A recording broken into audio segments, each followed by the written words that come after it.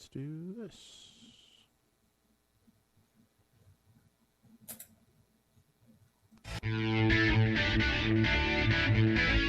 Now, back to PTR Radio. Spectacular group of men.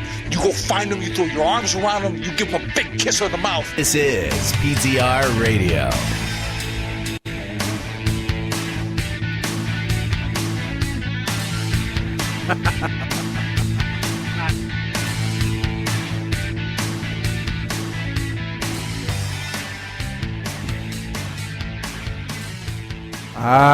Good evening, everyone, and welcome to PTR Radio here on the fabulous interweb.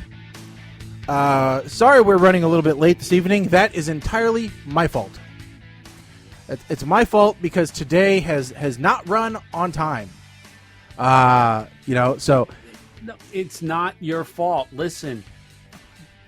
It's the Joe Rona? Biden. Oh, Joe Biden. Listen, the Democratic National Convention needs to get their act together and realize, hey, listen, you got to get your part done before PTR Radio can go on the air. Don't be changing stuff up last minute just because Cardi B said so. I figure just because Shaggy got older. I am older. Well, I'm very old. Gets another year older, deeper in debt, and moving a little bit slower. But that's okay. We love you anyway, brother. And 10 times more blind. Tomorrow, I actually get to go to the eye doctor to find out just how much more blind I got. I don't remember if I told you guys this story or not. And for new listeners, by the way, welcome. This is PTR Radio, where the PTR stands for Probably Totally Random. I was trying to come up with something that could say, it was where PTR was like P something tangent related, or tangents required, or something. I was trying. I'm like, how could we do PTR again where tangent was the T, because that's what we do. I mean, if you had to sum up our show in one word, tangent. That's it. Well, that's what happens when you get the acronym first and then try to fill in what it means later. Yeah, and the PTR has changed. Yeah, pentuple tangent. Pentuple tangents required. Okay. So, yeah, there you go. So we guarantee that we will go off on at least 5 tangents per show. Per episode. There you go. So, but no, so I, back when I turned 40, several years ago, I went to the eye doctors, as you do, and I, because I couldn't see very well, right? And my eye doctor said, well, your prescription is too strong. And I said, what do you mean? And he goes, well, your eyes have gotten better. And I said, I don't understand. I know you went to school and you learned things, but I never heard of this eyes getting better.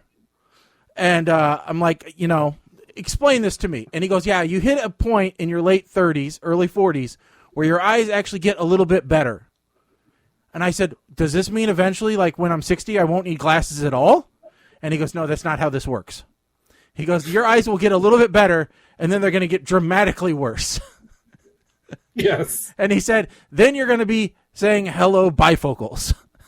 And, I think I just within the last 2 months have been starting to say hello bifocals, because I have become my dad, where, I used to be able to see things here. Now it's here and even further. So unless I'm wearing the cheaters. It's, I never thought I was going to need those. So here I am. What I've noticed, I'm at the point now where I can see, like, all right, so you see like general piece of paper. All right, here, let me use something that doesn't have any kind of special information on there. That might be a wise thing to do because we have idiot listeners. Somebody Russian hacker. Here we go. All right, so there it is, like normal type piece of paper, right? Yep. Fine. Closer now. So if it gets too small and I get too close, then it's like, okay, I used to be able to read that. Yeah. I'm not. So now I find myself doing the whole. Okay, open up the camera and zoom in that way when I need to read. Thank God I have space zoom now. Yeah. Now, see, for me, I've just started having some issues. And so, I'm looking at this will be coming up next, Myers here. If I get too close and then, I start having a little bit of a problem. But, here's my thing. All I have to do is take my glasses off. And then I could be like, how close do you want me to read this? Because I can go really close. Yeah. Yeah. So my eye doctor, I asked my eye doctor, I said, hey, should I think about getting that laser surgery? And he'd been like, well, if you asked me 20 years ago, I said, sure. But now, you're going to get to the point real soon now where your close vision is going to start going away, and then all you have to do is take your glasses off. So if you get laser correction, then you have to have glasses to be able to just read things close. Where all you have to do now is I just have to wear these for, being able to see far, and I just take them off, and then I can read as close as I want. These actually don't even have a prescription. Yeah. They're just anti-glare. I call them my computer / night driving glasses. We got a suggestion from, would anyone care to guess, for a new acronym or what PTR stands for, Precision Target Rifle. Oh. Obviously. Would anyone care to guess? It's well, obviously it's someone from PETA. Here. So must be someone from our PETA crowd. So I promised in our last show that I would make a drink. Well, actually, you promised that you would supply us with a recipe for a drink so that Mike and I could make the drink along with you. Listen, you know what? I don't want to hear. I don't want to hear a damn thing because we don't, folks. We're sorry to disappoint you, but we've decided we're going to give you all an extra 2 weeks to try and watch these fantastic movies that we picked last show because we only got a 50% completion rate out of it between all of us, and I'm screwing up the curve because I'm the only one who watched them both. I'm not going to watch one of them, so. No, I know you're not. I know you're not, and somebody's not allowed to pick movies anymore. So what happened was I went through my big book of cocktails, and I realized almost all of them required way too many ingredients for me to say to you two, go get some of this and this and this and this and this and this. So I do have some recipes I think are going to be great for us to make together, but they require the weather to be colder because they're actually hot cocktails. Okay. So what I have instead is I'm just making myself a Mai Tai out of this Mai Tai mix. It's B.G. Reynolds. I bought it directly online. And so first you do 3 ounces of the mix.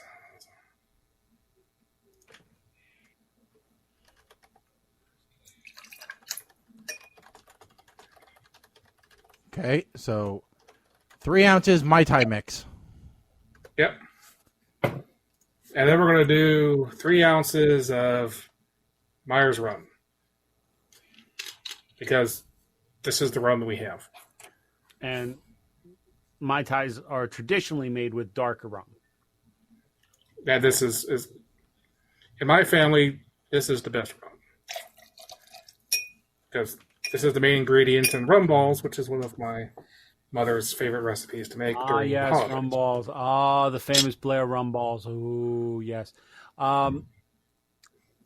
Yeah. Side note: you may be the only person in the world that is actually measures using a jigger. I do that when my wife's like, "Oh, I'll have a Tito's and cranberry," and she sees me get the measuring thing out. She's like, "What the hell are you doing?" No, eyeball that shit.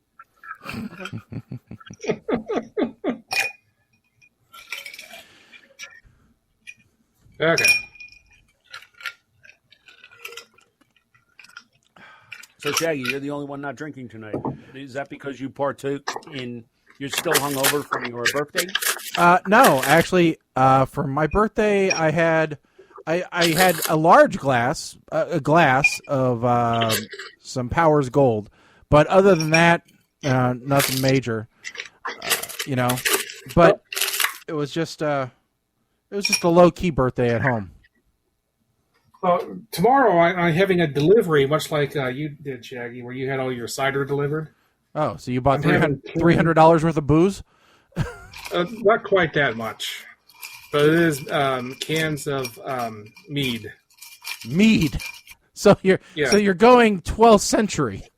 So It's funny he says that, because over here on my printer, I'm not even making this up. You didn't hear a printer turn on. I have a recipe because I keep saying I'm going to maple mead. Because I got to do something with all this brewing equipment that I have, and mead seems to be an option that most people would sip with me. So, So how is your drink? Very good. Good. Yeah, the meat I have coming in is Grownfell and Havoc. Sounds very. It was a Facebook ad that actually worked for once for them. So, yeah. My wife looked at something today on Facebook, and she goes, "Yeah, I'm having trouble," because it was a sweater coat, right? And she goes, like a sweater, like hoodie thingy, like a knit hoodie, and she goes, "I'm having trouble finding any reviews on this." And I said, "Well, Amazon reviews are down at the bottom." She goes, "It's not on Amazon, it's on Facebook." I said, "Don't buy that crap." I'm like, that never works out. Never has anything on Facebook ever been good. Yeah, you might as well just order off a Wish. Yeah, really. Alibaba has better reviews than Facebook stuff. I'm like, let's not do that. So, Mama Blair's drunk. Congratulations, Papa Blair. So, yeah, speaking of like Alibaba, all right. So we talked about, I believe we talked about. Well, we may not have talked about it on the air, but because Shaggy was late, I drank more. We talked about parts for one of the pieces of equipment for the business that it's basically like a ceramic fuse. Yeah. And the place where we got the equipment from needed it right away. So the guy charged me $20 each, and you had to buy them in pairs. Okay. So $40. I said, let me get spares. So spend $80 on 4 of these things. They're only about the size of a dime. I get home and I start investigating, and I find them on AliExpress. Mm-hmm. This was back in May. Nickel a piece? For $1 a piece. I got 25 of them for $20 shipped, so less than $1 a piece. They got here today. I ordered them in May. Mm-hmm. But exact same thing. Yeah. Oh, yeah.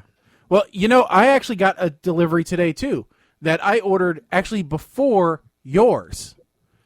I ordered a freezer back in May, January, March. Right when the lockdown started. Right when the lockdown started. It arrived today. Yep. Mm-hmm. And you're lucky you got it. Yeah, and my refrigerator is coming in tomorrow. 4 months for a freezer. And what was funny was we had to keep calling them to say, hey, when's this coming? They would not call us and say, hey, it's been delayed. We're now looking at this time. Hey, it's been delayed. We're now looking at this time. In fact, this one, we had to call them because we actually got the call for the delivery that we're getting tomorrow. And so we said, I wonder, which is for the refrigerator. And we're like, well, I wonder where the freezer is, because the refrigerator we placed afterwards, like a month later. And we're like, well, why would we get the one that we placed later rather than the one that we placed? So we called about the freezer, and they said, oh, yeah, it's here. When would you like it delivered? 4 months ago when we ordered it would have been great, unless you really need it sitting around in your stock room. And I'm like, so we'll take it tomorrow. And then they're like, okay, and just hung up. No time as to when the delivery was going to happen. No nothing. So they just said, okay, tomorrow. And that's it. And so today when we call back, because we were sitting around waiting until 1 o'clock at a little after 12, we're like, are they ever going to get here? Or how do we know that we just, that they're even really delivering today? So we finally called, and she goes, yeah, you were scheduled for 9 a.m., and I'm like, okay, I'm really surprised that we're even on the schedule for today, honestly. And she goes, you were scheduled for 9. It could be late afternoon. And I told my wife, I'm like, does that mean the people that are scheduled for like 3 are looking at Friday? I don't understand how their schedule works. And then they're like, well, don't worry. The driver will call 30 minutes before they're at your house. 30 minutes. And we've been told this like 5 times. Don't worry. They'll give you a 30-minute heads up. Yeah. And then about, 20 minutes after I hung up the phone, I get a call. Yeah, this is Lowe's delivery driver. We're about 10 minutes out from your place. Like, because my wife said, well, they're going to give us 30 minutes so we can go and run this errand. And I'm like, no, they're not. They're not going to give us 30 minutes. They're going to call and say, hey, we're down the street. Or which They're house. going to call and say, hey, we were just there. You weren't there, so we're going back. Yeah. So, but then they don't even back up all the way in the driveway. And I've got a huge, I've got this wide thing big enough for them to bring 2 of them side by side down. Because, I'm courteous, so I cleaned out tons of area for them to bring it down. And I already had the old one pulled out. I had everything ready to go for them. And, I even had the fans on the garage turned on so that it wouldn't be quite so hot in there. And they just, boom, boom, boom. It was a 10-minute delivery. So the guy looked at me because he goes, where does this go? And I go, it goes right here. And he goes, no stairs? And I said, no stairs, man, right here. And he goes, thank you. So, and then he runs back to the truck. He goes, you're never going to guess. We don't have any stairs. I was going to ask if this was, apparently this is an all acronym. Oh. Apparently if you put okay, that's new. Yeah. With the graphic over my face. That's a list of 322 PTR acronym meanings. Great. We'll review that. Yeah. Get back to it. We'll let you guys vote. Since our name is probably totally random, we can just totally randomly put different names up. Pick one like we do for the movies every night. No, stop. It's like there's a software tool we use called NPM, and their website's npm.js. But every time you go there, it has a different name at the top for what NPM stands for. Oh. Well, yeah, okay. So, all right, I like this idea better. Should always use one for a topic on each show. I was actually waiting for you, Shaggy, to tell me that it was our favorite appliance warehouse, Dick Van Dyke's. Oh, yeah. Apparently, there's issues with them, and we're not going to get into it. But yeah, I saw there were some issues, and they were working through it. They're working through it. But actually, we have the best names for appliance places around here. We have Dick Van Dyke's, which has nothing to do with the actor. It just happened that the original owner of the place was named that. Or lesbians. And then the other local one is Sam's Best Brands. So you have Dick Van Dyke's is unique a name as you can think of, a distinctive name you can think of, and the other one's just Sam's. And it's just like, okay. No, see, our local place, Happy Home Appliances. They actually, he's actually told me that when this all started, and he saw that there was a backlog or a back order situation on freezers, he started a no refund policy. If you order it, because I got to order it, there's no refund. Yeah, and he still got people waiting. It's just They did not expect it because everybody went out and started hoarding meat and and frozen goods. Mm-hmm. Okay. Yeah. And It- now, I mean, we're the totally trying travel- to, you know, we had a little chest freezer before, and now it's like, hey, now we can buy more stuff to put in the freezer because we like to eat out of the freezer, eat out of the pantry, etc. You know, we don't like to have to go to the grocery store every week. It's a pain. Okay. So we actually, with the tropical Okay, storm that just rolled through, we actually have houses that the power surge, when the power came back on, fried all of their appliances. So now, not only do you have all the people that were trying to buy appliances because they were, upgrading for additional storage due to COVID, now you have the people that literally need to replace their stuff. yeah, And the insurance companies are getting screwed because they're being forced to buy like the higher end models because that's all that they have in stock now. yeah. So instead of a Maytag or a GE or a Samsung, you have to buy a Sub-Zero. You know. Yeah. Or a Viking, yeah. Yeah. Boy, that sucks to be a homeowner in that situation, doesn't it? I mean, I get great. What in What? Get a freeze dryer. They are awesome. I like watching freeze dryers on YouTube. So I have a question for you, Shaggy. Yes. So it's a slightly different topic. Okay. So when are you or your wife getting an Etsy? We're not. We're not going to get an Etsy store, and I don't order anything off of Etsy. The closest thing we came. Okay, because we seem to be having Etsys everywhere else on the channel. So, I mean, Mike, of course, has an Etsy. My mom now has an Etsy store. My sister has an Etsy store. It's like I was gonna say that I saw one of the Blairs that formerly was in the sweatshop putting prices on items, and I was like, oh, something's happening here. There was a revolt at the sweatshop. They didn't like their wages all of a sudden. They wanted to unionize. So that's an Etsy. Okay. Now I get it. Yeah. no. I've been 3D printing, but I haven't been Etsying anything. But I have been 3D printing. Actually, I started trying to find useful stuff to print now. I printed a paper towel roll holder, which was pretty cool. So. Oh, I was actually on Marketplace. And my wife, not so sold on the 3D printer right now. But my daughter and my oldest grandson, oh boy, are they on board.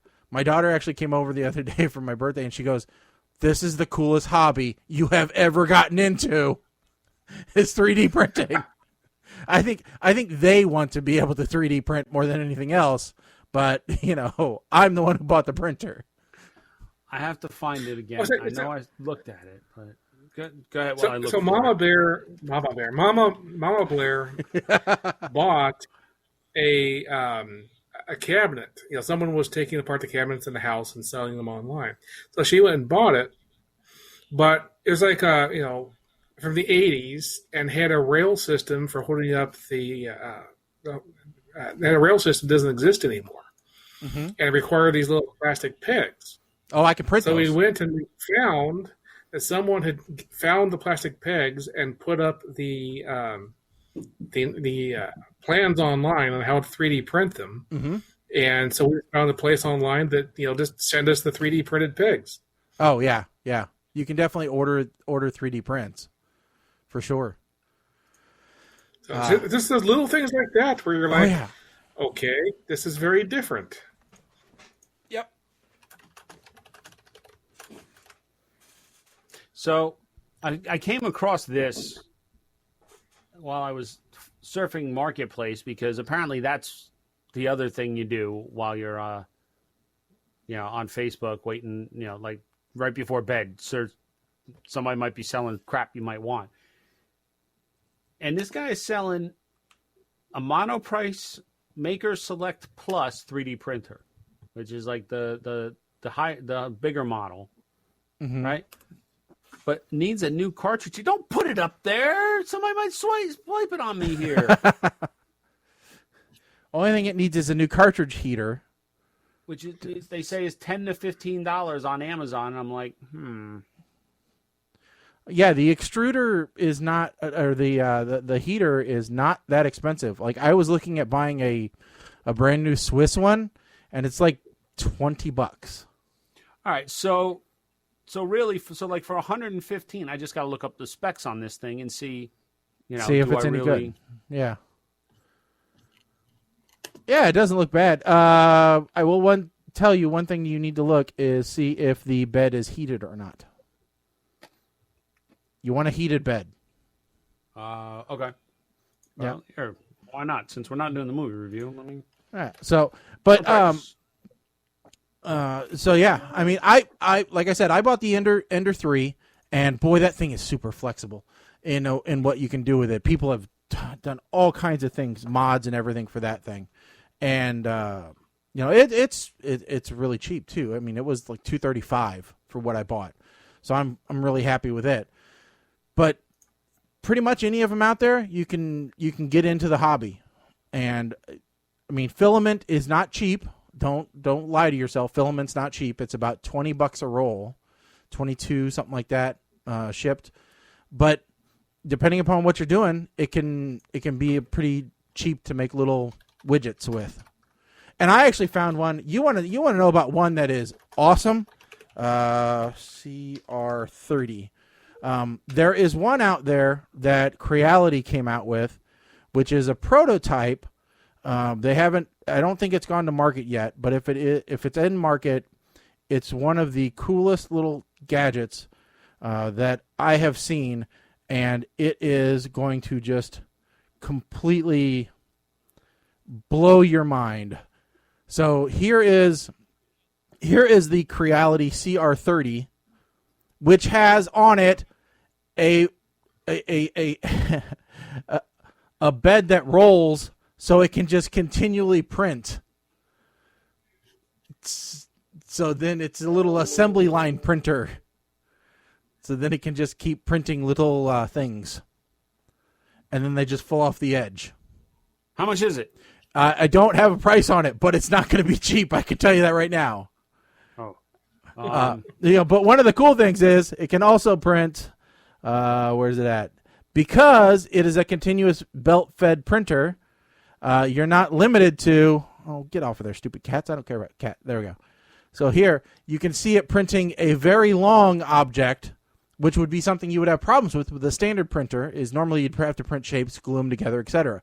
But here it's actually printing out a full-size sword or half of a sword. Because it's just a continual feed.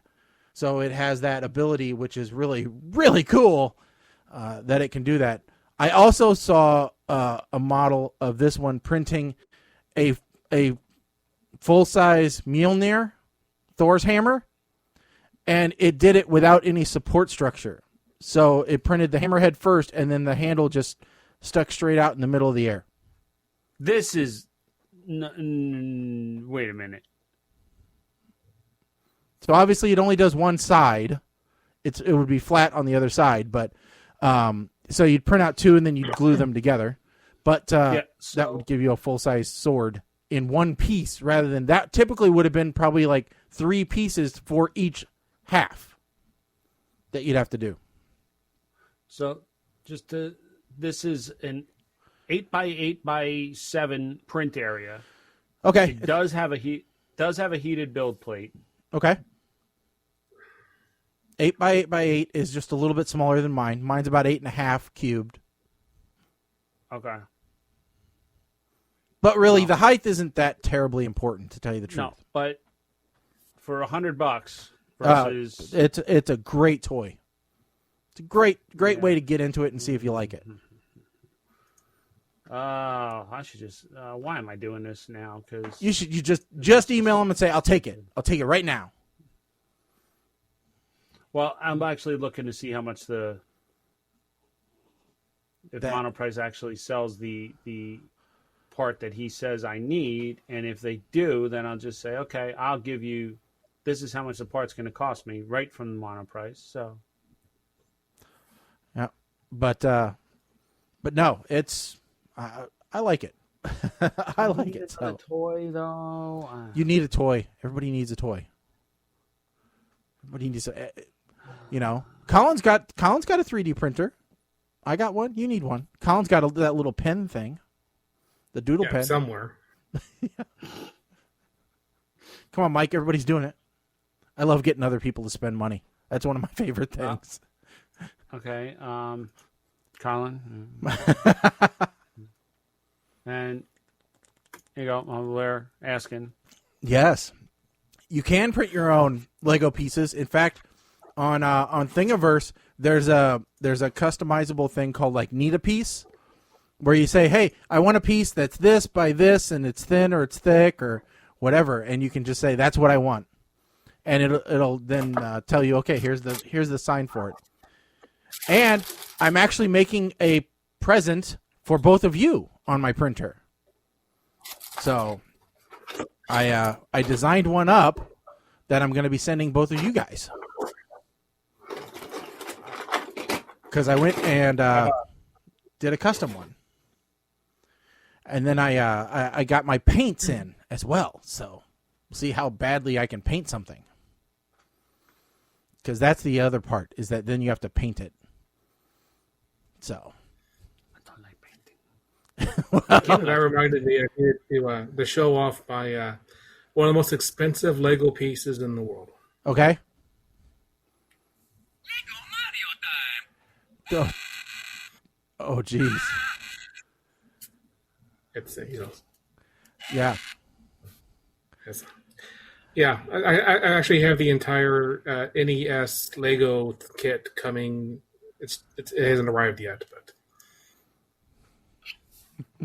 it's so this thing has it's an entire LCD screen for this entire thing, and it just has holes there for the eyes to show through. Oh, jeez.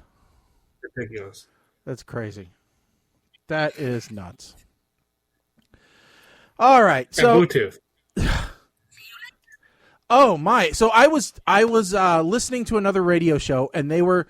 I'm actually behind on listening to them, so they're still into. I'm listening to late April for them, and they're just getting into the coronavirus lockdown, right? And one of the things they did was they asked their listeners, what was the weirdest thing that you bought because you were bored on Amazon? And somebody called in, and I don't agree with them. I don't think this purchase is weird. I think it's awesome. And I'm going to see if you guys agree with me. This man bought, and I won't tell you how much it is. I'll let you guess how much it is. A Bluetooth-enabled dartboard. Now, what's cool about it is the Bluetooth doesn't, and I don't know if you guys like darts or not, but the Bluetooth doesn't only just keep score with the dartboard. It actually links into an app that lets you play darts against someone else on the internet. You could have a virtual dartboard league from your house.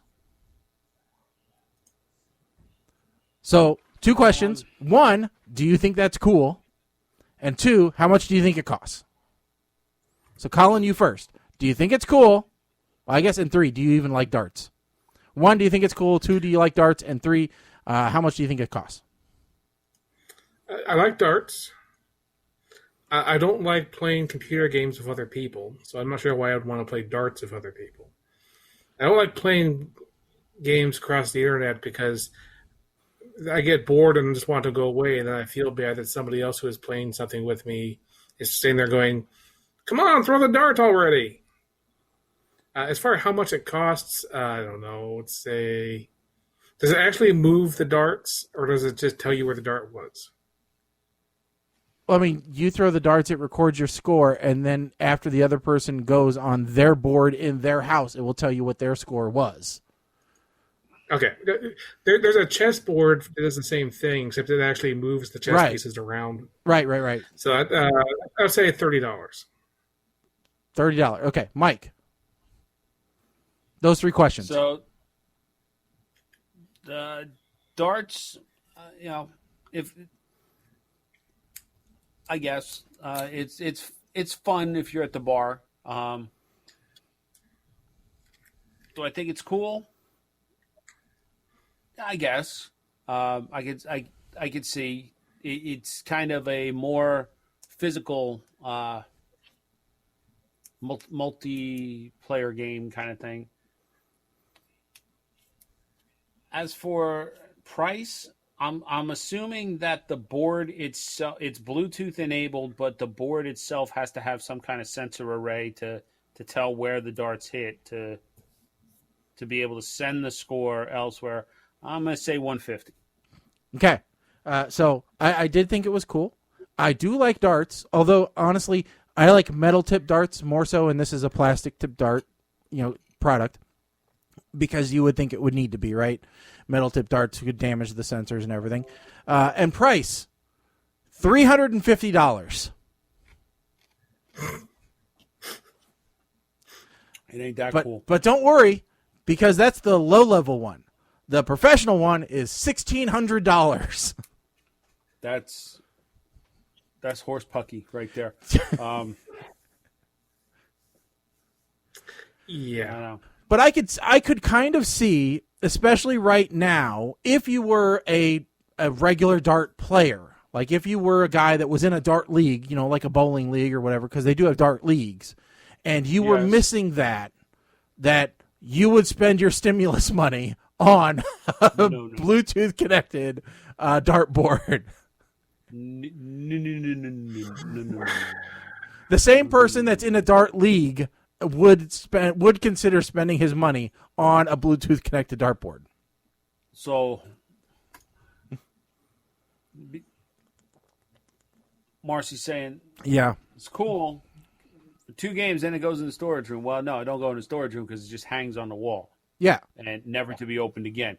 We had a dartboard here, same thing. It hung there for years until we realized people aren't come. We're not entertaining down in our basement anymore, so the dartboard is useless. Yeah, and at that price, no. But to your point, someone like, I know there are professional dart leagues, right, and pro-am type, they're big, they're decent money. All right, there's pro bowling, so there's pro darts. All right, I'll leave it at that. If this is in your field, it makes sense. Well, yeah. Well, I mean, you think about it. Right off. You think about it. If you go to those like the Buffalo Wild Wings or the whatever that has the trivia games, with the TVs where you're playing against other people in other Buffalo Wild Wings, on certain nights. I don't know if you guys have ever done that before. We used to do that I used to go on a couple of nights and do that and play against other people, and you could track your score, over weeks or whatever, and you are competing. So I could see where this definitely could be, and they probably do that already. I'm probably not, coming late to the party here, but I could see where this could be a much bigger, thing where, hey, I've got my little slide card here that has my whole record, kind of like the traveling bowling leagues and stuff like that. So I could see where this could definitely be big. Well, speaking of weird things bought because of COVID on the internet, I bought my haircut. Yeah, I was gonna say, boy, we went with the high and tight, didn't we? Well, I used the biggest comb that the clipper has. The biggest guard, huh? Yeah. So we. That's about an inch. Mm-hmm. So, yep, you definitely went kind of short on the sides, that's for sure. The side's a little shorter. Yep. I did the one size down on that, or 2 sizes down on that. But yep. I didn't clip. What was it? What did you cut yours to that one time? Oh, way too small. Way too short is what I cut mine to. Way too short. It was like a 4. I think I like a 4. But the thing I also learned is those aren't universal. You can't say give me a 4 and just walk into any barber shop. Yeah, they're different. So actually, mine they're pretty standardized, but No, they're not. The 2 is pretty Brand. small. Brand to brand is not the numbering is not the same. Yeah. But I'm actually learned that too. I'm going I to went give in. mine. I went in and looked, I looked up online, one brand and said, okay, a 4 is about an inch. No, What brand was that? I don't remember exactly, but when I went to the barber afterwards, he said, no, if you want an inch up top, you want a number 7. Yeah. Not even that's wrong. It's an 8. 1 inch is an 8. I usually go 1 on the sides in the summer. Sometimes it's 0 on the sides, but yeah, no. I'm at the point where I just want to shave it all off. I really don't care. I've seen enough of those videos that I've done put my face on Vin Diesel and The Rock and all, and I realized, I look all right with no hair. Yeah. So I've never used clippers to cut all of my hair before. So I've always gotten a scissor cut. So it's very different. For me. Yeah. But here is easy. Although I did mess up the back. You got to have somebody else help with the back. The back is pretty difficult, Yeah. And like from your ear back, getting that little part there that you can't see, and you've got to turn your hand backwards, and that's where I have my wife help. But she's. I told her, I'm like, I'll do everything else, the best I can, and then I just need you to do where I can't. And she was comfortable doing that, but she didn't want to take responsibility if everything got screwed up. And I'm like, hey, if everything gets screwed up, it's just me. So mine came with these ear guards. So you start behind the ear, and you just put it up against the ear, and you just go like this, and it has an angle on it, so it just goes through and does the taper automatically. That was the easiest thing. Yeah. But then the back looked too long, so I was like, oh, okay, I'll put a shorter guard on it. And so the back of my hair is kind of jagged and a little too short. Oh, go ahead. So I'm letting it grow out. Turn around. Let us see. Yeah, turn around. Let us see. Can you see it? Yeah. Wait, see that. Yeah, that's just a little bit.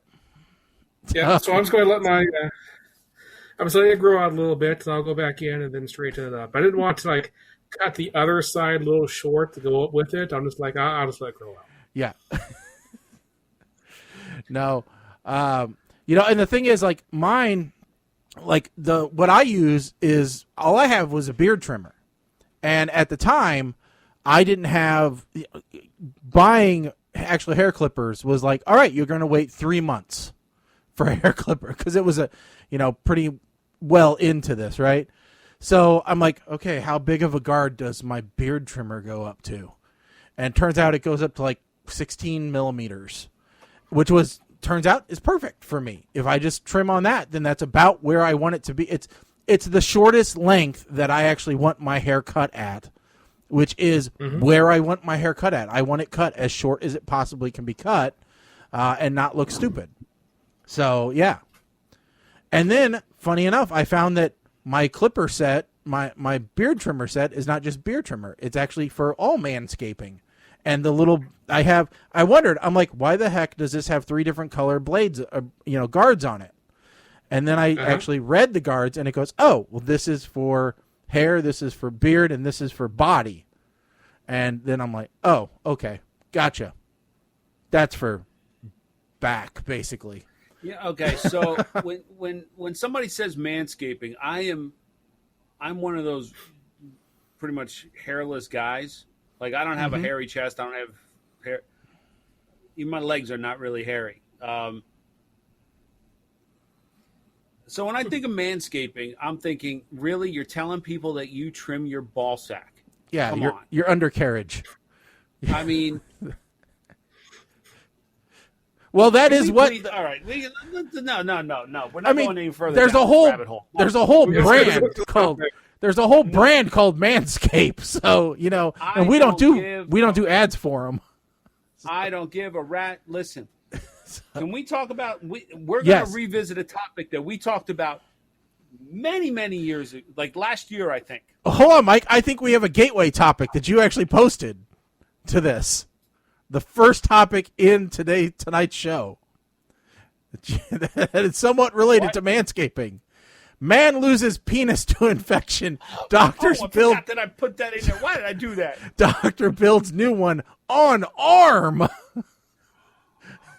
So, imagine this: you have an accident, and they tell you we're gonna use stem cells, and we're gonna be able to grow you a new Johnson. Awesome. Okay.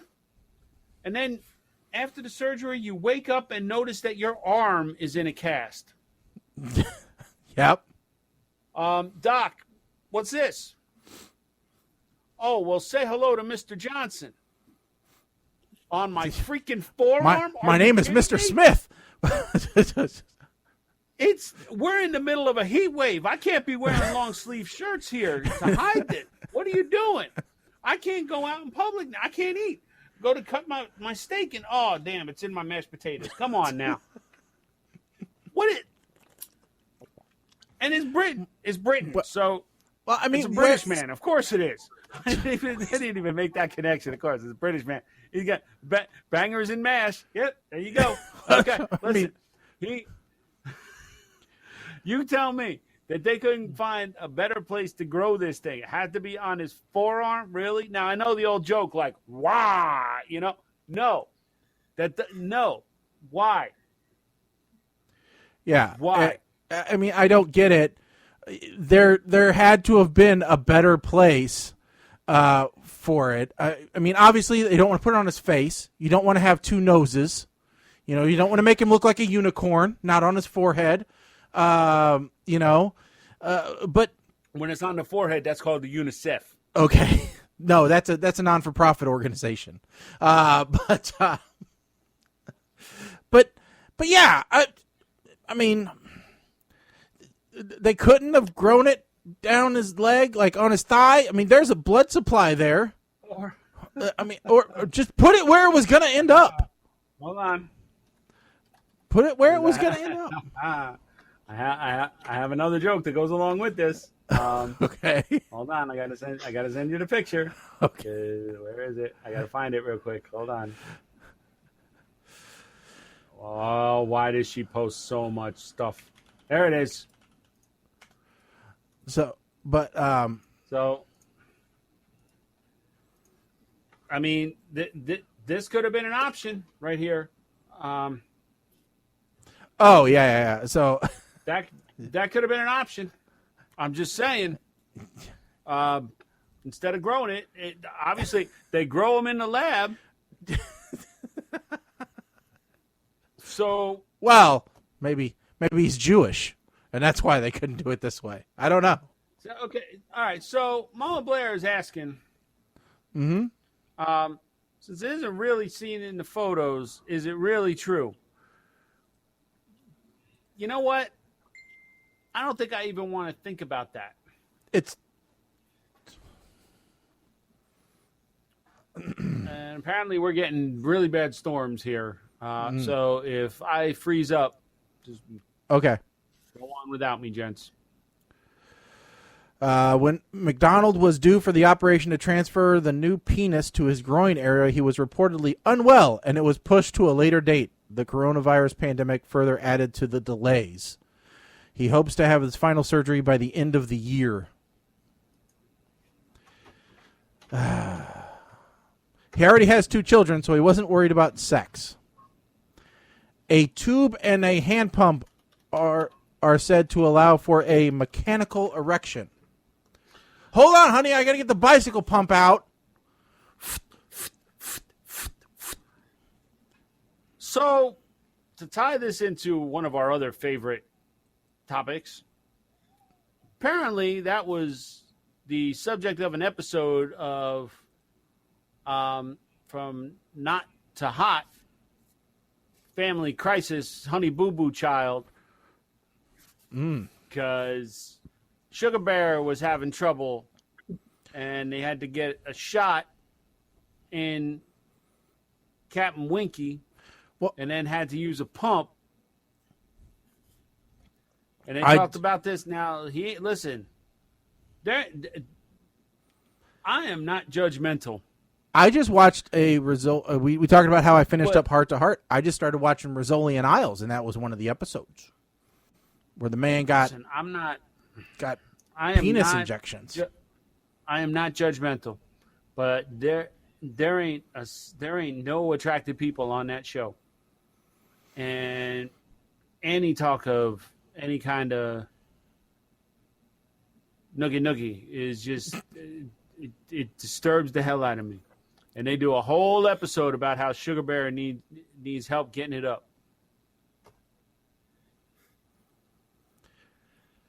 I can't. So, I cannot. All right, please Well, take here's us something I somewhere did. else, Colin. Please. All right. Yeah, so here's the thing I didn't post up on there, but have either of you heard of the obituary of Cody James Holland?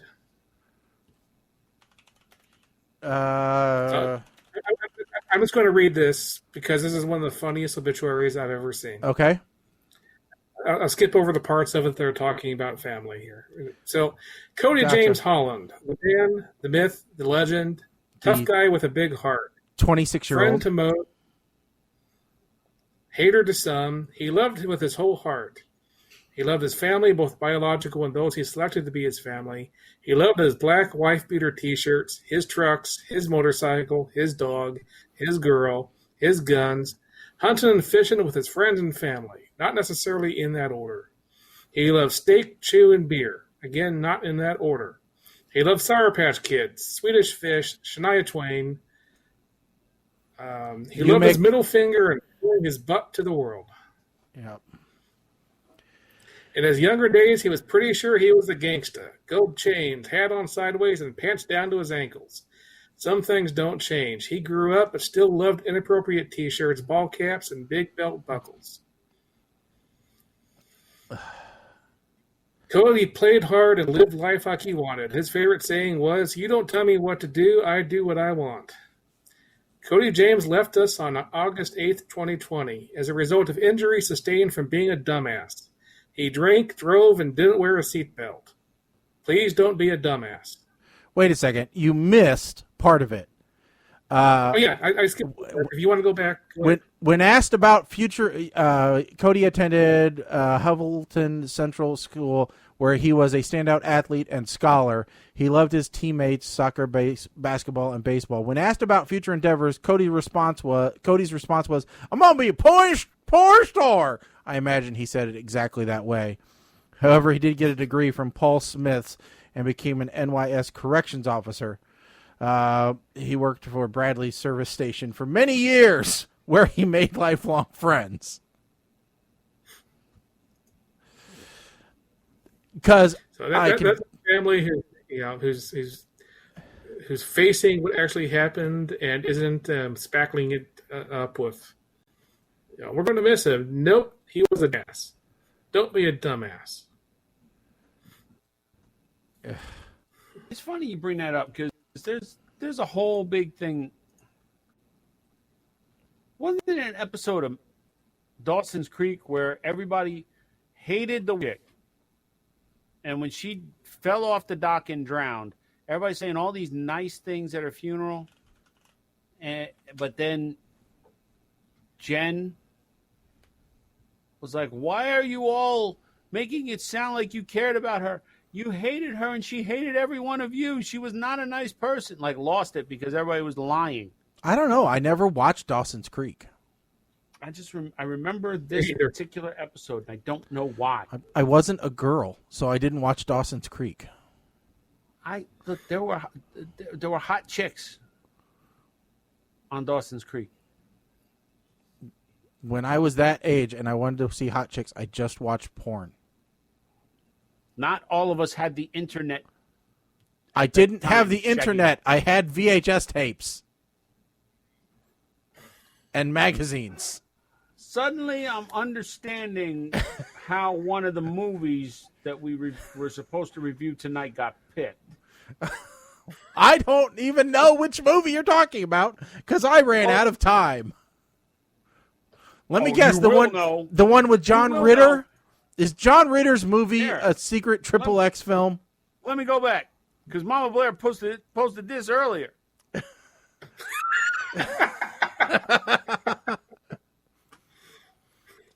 I'm going to have it. You want to continue watching it? You should want to watch it. Yes, you should.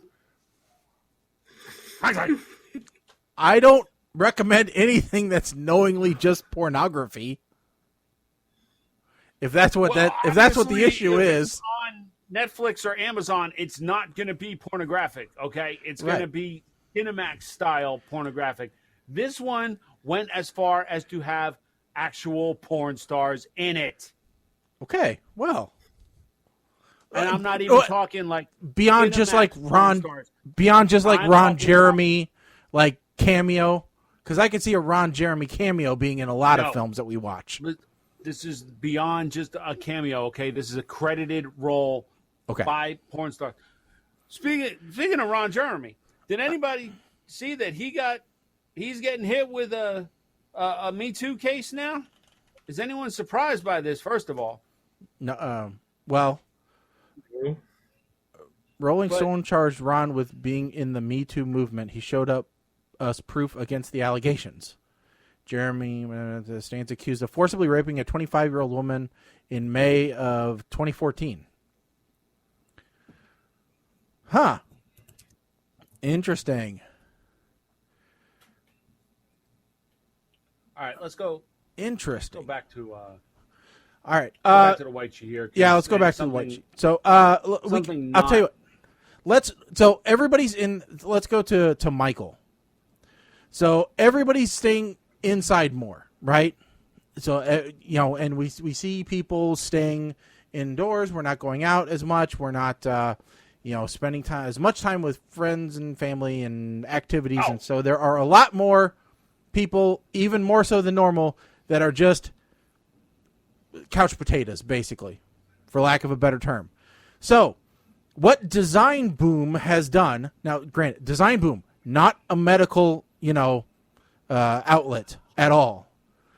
But they said, taking into account, things that we do know, and that the increase of staying at home, playing video games has gone up 19% within the last year. Okay, the time that you spend on the couch just playing games, they created a visual representation of what the gamer will look like in 2040. And they called this visual representation Michael, for lack of a better name. We're gonna fight in a minute, because when you posted this up, I did not realize that they named it Michael. Yes. We gonna fight in a minute. So Michael is a lifelike visual representation in an effort to raise awareness of a gaming disorder. The sculpture depicts multiple chronic symptoms of an unhealthy lifestyle spent seated away from sunlight and exercise. So here's Michael in 2040. I don't know why they decided to give him a crop top, but evidently they thought that he needed it. I will explain. It's because Michael has a beer belly, for lack of a better way to put it. Now, a couple of things that I noted. First of all, the headphone trough, if you will, on top of his head. That's quite interesting. Yeah, the brim here. That's a nice indentation. All right, but the thing that really disturbed me, and especially now that I realize they named this thing Michael, is the hunch happening. Mm-hmm. And I'm going to tell you why. Okay. I have, during Corona, I have gone back and started playing some of my own personal PC games. And I am not, I actually am a little ashamed to admit that I am playing the Sniper Ghost Warrior series. Why? Because I got them for $10 as a bundle on one of the gaming sites. And during this stressful time at work, it gives me the ability to digitally shoot people in the head from far away. Now, what I've noticed when you posted that is when I am playing, this is kind of my stance. Uh-huh. very, very Bent over. on the way Yes. to being Michael. Yeah. And after you posted that, Notice I the hunched back. Yes. I realized my chair is an office chair, not a gaming chair. Yeah. I wonder if a gaming chair and desk would make sense if I'm going to continue playing. Like, does it put things at a better level? I don't know. And No. Because So- this is a gaming chair. My chair here is a gaming chair. okay, And if you're playing console games, then you can just sit like this, and you have the controller, and you're good.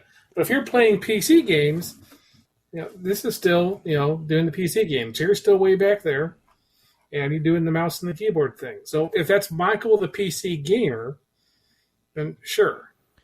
But if it's going to be Michael, the console gamer, no, he's going to be back like this. He's not going to be hunching forward. Well, according to You're not this, well, that's true because like I guess so because like a PS gamer, he's going to be sitting back. Yeah, I could see that. Yeah. So according to this, sleep deprivation and dehydration, lack of vitamin D, digital eye strain, and PlayStation thumb. Michael shows the physical implications of spending excess amounts of time online, going from an average of 6 hours each week to addicts, to severe game addicts who spend 18 hours a day online. Okay. Gaming disorder is now officially recognized psychological disorder by the WHO. Let's see here. Bloodshot eyes, extended period of time, also causes computer Look vision at those syndrome. chicken legs. Yep. Look at the chicken legs, man. Indent in the skull, like Mike said. Light pressure built up over a number of years could cause an indent in the hair, skin, and skull if stressed long enough. Overuse of headsets during gameplay over 20 years. That dude, he walks in, you're like, bro, do you even leg day? Look, Michael's hands have blisters on the fingertips, dude. Nintendo arthritis and trigger fingers. Yeah, Michael doesn't No, have they fingerprints would have anymore neck because back. he's Michael's legs are pale, swollen, and show varicose veins, like Grandma. First-person shooter or carpal tunnel syndrome is a condition caused by repetitive motion on the computer, mouse, and keyboard. So he's dark circles. He got a hunchback. He's obese, pale skin. Eczema, rounded shoulders, hairy ears, lack of air due to lack of air circulation, bald patches due to lack of sunlight and vitamin D, swollen ankles from lack of movement. So this was on a site called Design Boom, and it was done by the onlinecasino.ca. Definitely a trusted source, I think, don't you? Yeah. Sure. Oh. Shaggy, Yes. you have a new flag. I do, kind of, yeah. I mean, this is Blockbuster. Blockbuster video. Everybody has fond memories back in the days of VHSs. Back in the days where some people rented VHS players because they didn't even have a VHS player in their house. So I have a question. Yeah.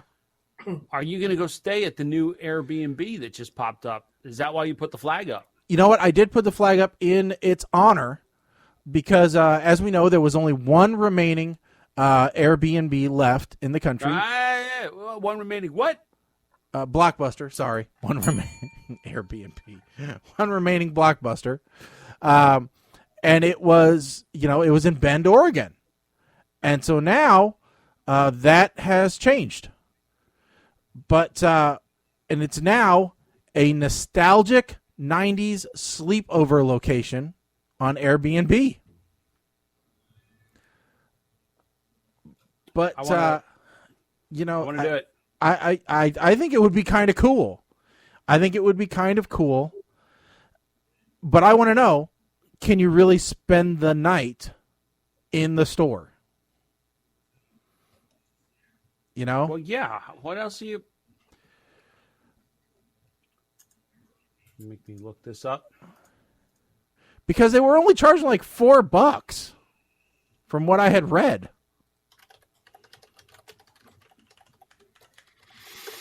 Oh, that suck. I'll tell you, where are you going? I'm going to Bend, Oregon. I'm just looking in general. And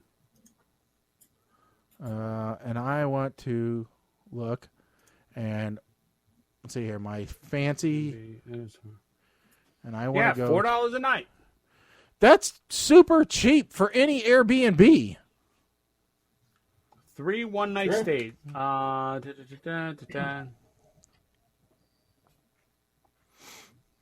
Let's see. Let loose. The final guest checkout. Blockbuster customers can check out the living room space during store hours for a limited time. So they're still operating. You're only staying on the overnight.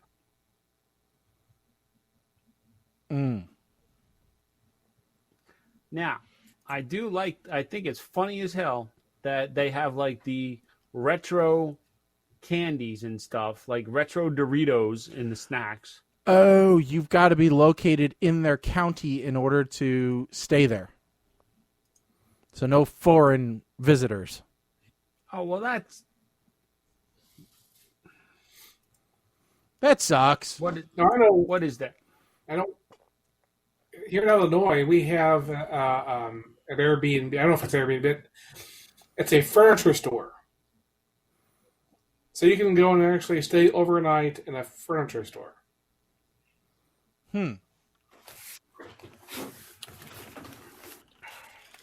in the it's a giant furniture store in the middle of nowhere.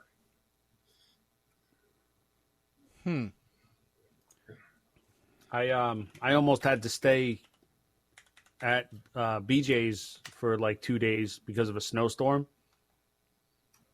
Apparently, if I had made it to work on time that night and there was a monster snowstorm, I would have been asked to stay in the store until the roads and all were clear enough that people could come back in. I was so mad because when I found out what the two guys that wound up staying there, man, they pulled filet mignons out of the meat department and cooked them in the bakery. They ate steak and like pretty much carte blanche. Pulled recliners down out of the steel. Oh yeah. Set up the biggest TV that they could off of the display, and they watched all the movies. I'm like, damn, that sounds like fun. I'd have been living off of the Pizza Hut breadsticks, man.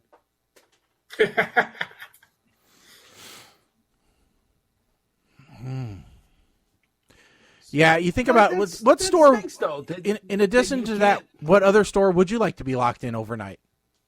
Best Buy. I don't know. I don't know that I want to be locked in Best Buy. I don't know that it would be that fun. You want to bet? I mean, would it be that fun? Go ahead, bet me on it. I got it all figured out already. Go ahead. Okay, what would you do? What would you do? I would camp out in the Magnolia home theater section where they have the leather recliners set up and all of the kick-ass surround sounds that I can't afford because I don't want to take out a second mortgage. Okay. And I'd be watching everything in 4K 7.1 surround sound with the rumble shaker underneath my recliners. The only thing that sucks is I'd have to live off of Coca-Cola and movie snacks because they don't have real food. They don't. Well, but wait a second. At least you could have popcorn. This is true. Because they got plenty of microwaves. That's true. Do they have microwave popcorn? They probably do. They probably do. So, probably do. So. And they got Keurig, so I could have coffee. Yeah, that's true. That's true. You could have coffee in the morning. If you get popcorn everywhere, you can have vacuums. They have soda streams, so you have like non-Coca-Cola stuff. They have energy drinks too. Like, how long are we talking about here? That's the other thing. I'm just talking about like an overnight. Let's make it a weekend. Let's make it a weekend. Am I allowed to order in? No. Doors are locked. You can't get out. Nobody can get in. All right. All right, then hold on. Okay, in order for me, okay, so now I got to look up Best Buy to see what their. And let's make this more difficult. You can't. The only internet you have is on your phone. You won't have access to their network. That's fine because I just upgraded to the Samsung S25G. Okay. But S25? What the hell is the S20 S25? No, it's the S20 5G, meaning I can access the 5G network. I didn't even. Oh, okay. The S20. All right. I'm hoping I get one of those. I don't know if I'll get one or not. I entered into a thing where maybe I'll get one for half price. So I only got it because they were running a promo for that I could get it for $10 a month. And I said, okay, I'm okay with that. Kim is actually getting the Note 20. Oh, wait, hold on. That is what I asked for. The Note 20, not the Note 20, not the Note 20 Ultra. Because they asked me. Hers was she has to trade in. Okay, so all right, so Best Buy is out because I do not see any actual other than the snack food that they have. I couldn't stay there for an entire weekend. No. I wonder if they have beef jerky. You think they got beef jerky? I am going to go. Y'all have Boscov's out there? No, we don't. But if you got it, you can explain it. So that's good. I'm going with Boscov's. Boscov's is like an old school department store. Okay. And they have you could furnish your house with everything except appliances. Mm-hmm. Like, bed, sofa, that kind of furniture. They have an entire section devoted to As Seen on TV. Oh, that'd be fun just to try it all out. They don't have a cafe, but they have the old school fudge and sweet bakery shop in the middle. Mm-hmm. And I think I could survive off of that sustenance for. Well, wait a second. Hold on. They don't sell any electronics, do they? Hold on and wait a minute.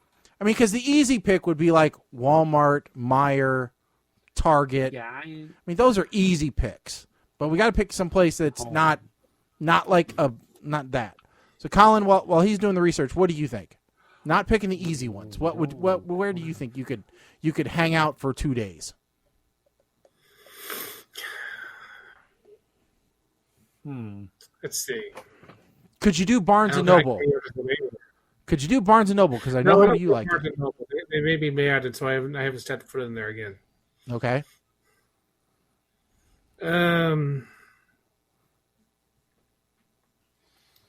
try to think of somewhere I wouldn't be able just to, I know where I could go. Like Shields.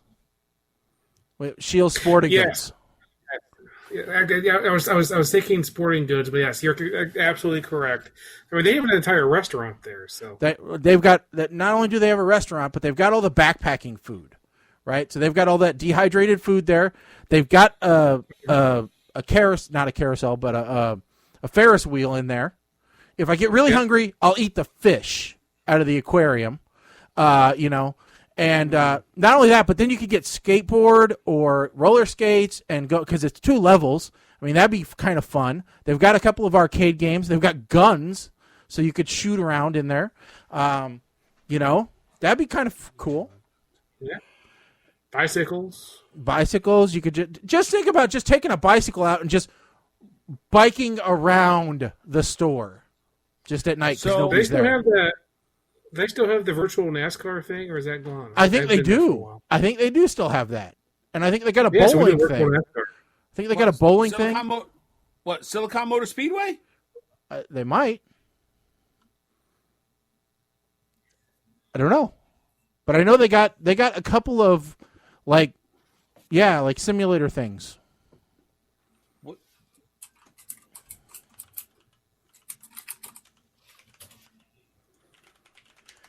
I think I could have fun there for a couple of days.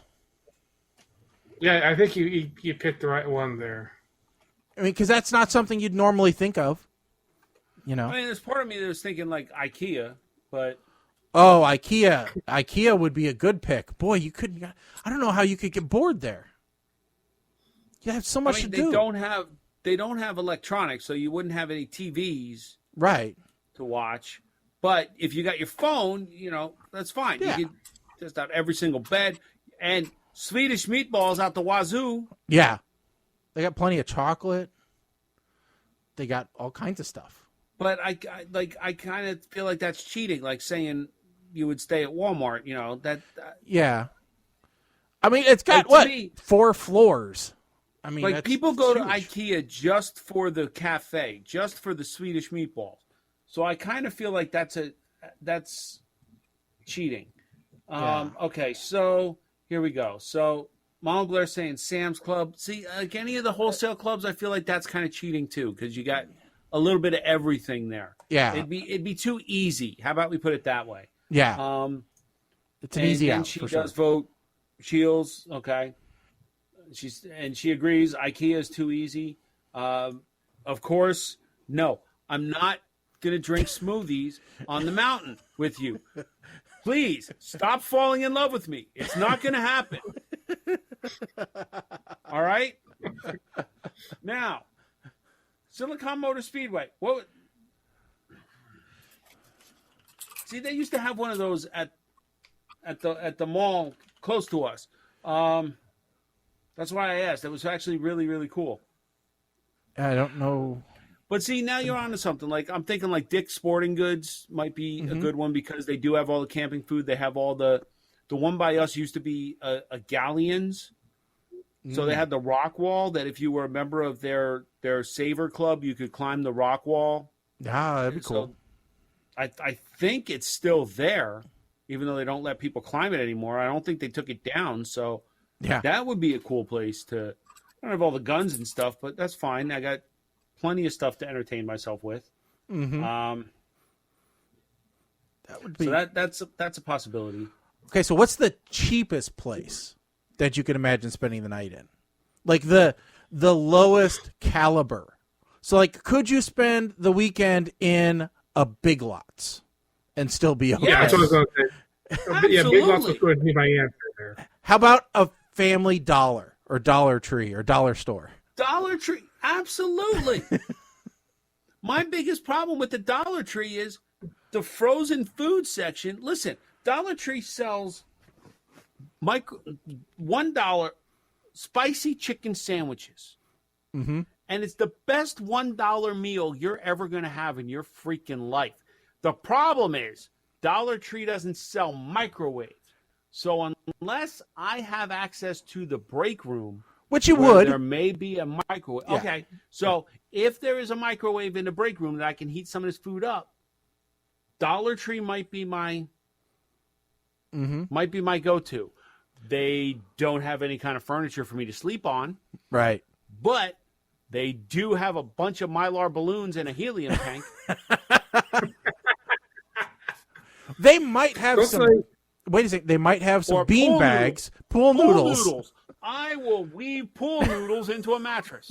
If nothing How about else, 48 hours in a 7-Eleven.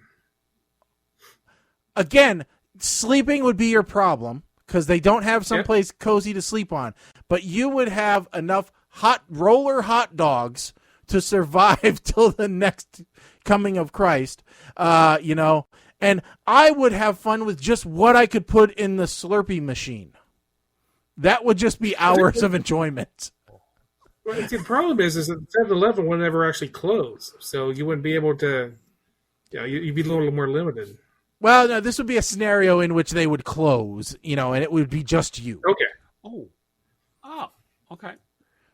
They might have a hammock. I don't know if she's talking about Dollar Tree. I think she'd be talking about Dollar Tree, Dollar General type thing. Yeah, they might, depending upon the season. The previous one was Ace Hardware on Hot Dog Day.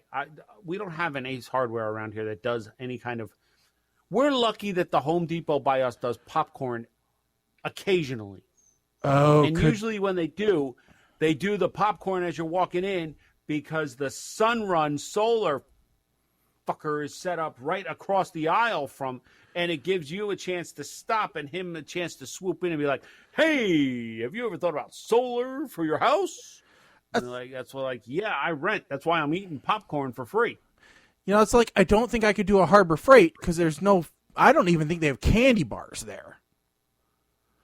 But like I could do like a Menards or a Lowe's or a Home Depot. Because you got places to sleep in lawn and garden. Save a lot. Same thing as a Big Lots. Well, okay, so even like, yeah, I was going to say lawn and garden. You could even like roll out some sod and, you know, make a earth bed. You're not going to take the lounge chair that people would put on their deck. No, you pick sod. Well, no, it depends on the time of the year. Like if you did it now, they don't have summer stuff out. Okay, but I would take a Christmas inflatable. And just lay Santa They down, don't have and Christmas there's my stuff out bed. either. You know what? Do you know what right now is at Home Depot? What? Bathroom shit. So you got vanities, you got toilets, you got sinks, hold on. I got rugs. mirrors. I got rugs. I pile up rugs. Rugs are not comfortable. I put down bags of insulation first. That's my padding. Okay. All right. Okay, I just thought. Okay, got me there. I think I just got the perfect one. You know, cheap, Uh-huh. unlikely you wouldn't think of it. Okay. Has food, possibly could, and this is a hint, have air mattresses in the aisle of shame. Aldi. Aldi. Here's the problem. All these aisles of shame. Listen. Okay, so we're gonna deviate here. Here's tangent number 3 for the show. Okay. We're gonna deviate because I have noticed the number of people complaining in the damn Isle of Shame group about the lack of Isle of Shame stuff has logarithmically been increasing. Our Aldi does not have an Isle of Shame now. Do you know what it has? Oh. It has empty racks. Well, you know why? They're not getting their deliveries from China. So that's why. Here's and this may be cheating. Mm-hmm. What about a Love's? Gas station? The Love's truck station. Truck stop. Truck The stop. truck stop.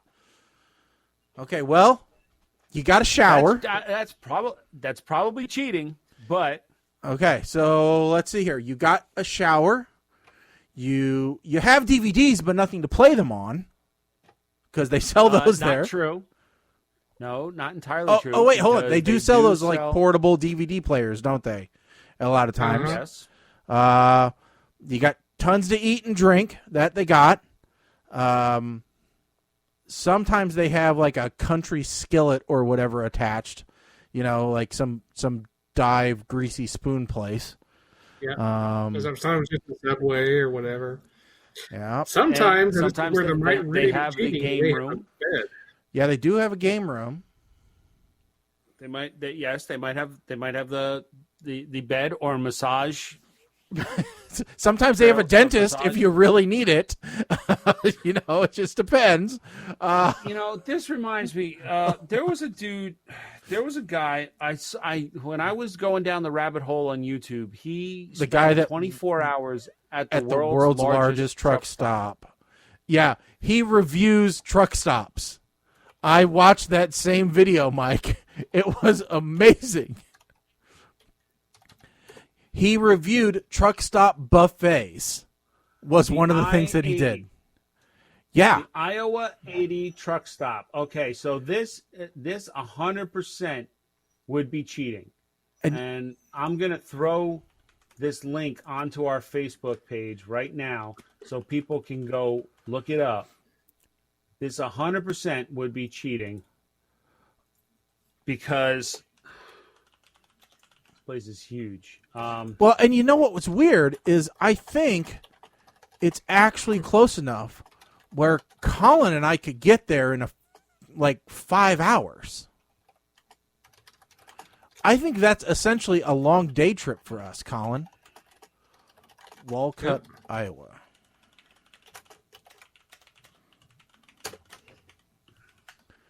Let's see here. So it is, it's even better than that. It's 2.5 hours. It's 2.5 hours one way, Colin. We could so get there. It's less time than it takes to get to Chicago. There is a damn interactive map for this thing. Uh-huh. An interactive map. Yeah, Let's so see. Eat. You have the kitchen, you have Wendy's, you have Caribou Coffee and Einstein Brothers Bagels, Pizza Hut, Taco Bell, Dairy Queen and Orange Julius, Blimpie, and Chester's Chicken. This is all at one truck stop. yeah. Service and amenities. Yeah. At that point, you might as well. At that point, you might as well actually stay at the cheapest possible place to find yourself stuck, which would probably be Six Flags. Oh. Yeah, okay. So, yeah, and that would 100% be cheating. Like, okay, where Walt Disney World? Yeah. No, Disney World wouldn't work. Six Flags would. Why? Why because wouldn't Six Disney Flags, World work? Because at Disney World, you just have to pay for the food. You don't have to pay for food at Six Flags. If you have What? I've had to pay for food at Six Flags. if you have the food pass, so if you have an annual pass at Six Flags, Wait, there was no talk of money. you have unlimited food. Yeah, we weren't talking I'm about sorry. cost. We were locked I know, in. I'm saying in real life, We were if stealing. you managed to get stuck in a Six Flags, you would actually have free food and drink. I'm so confused.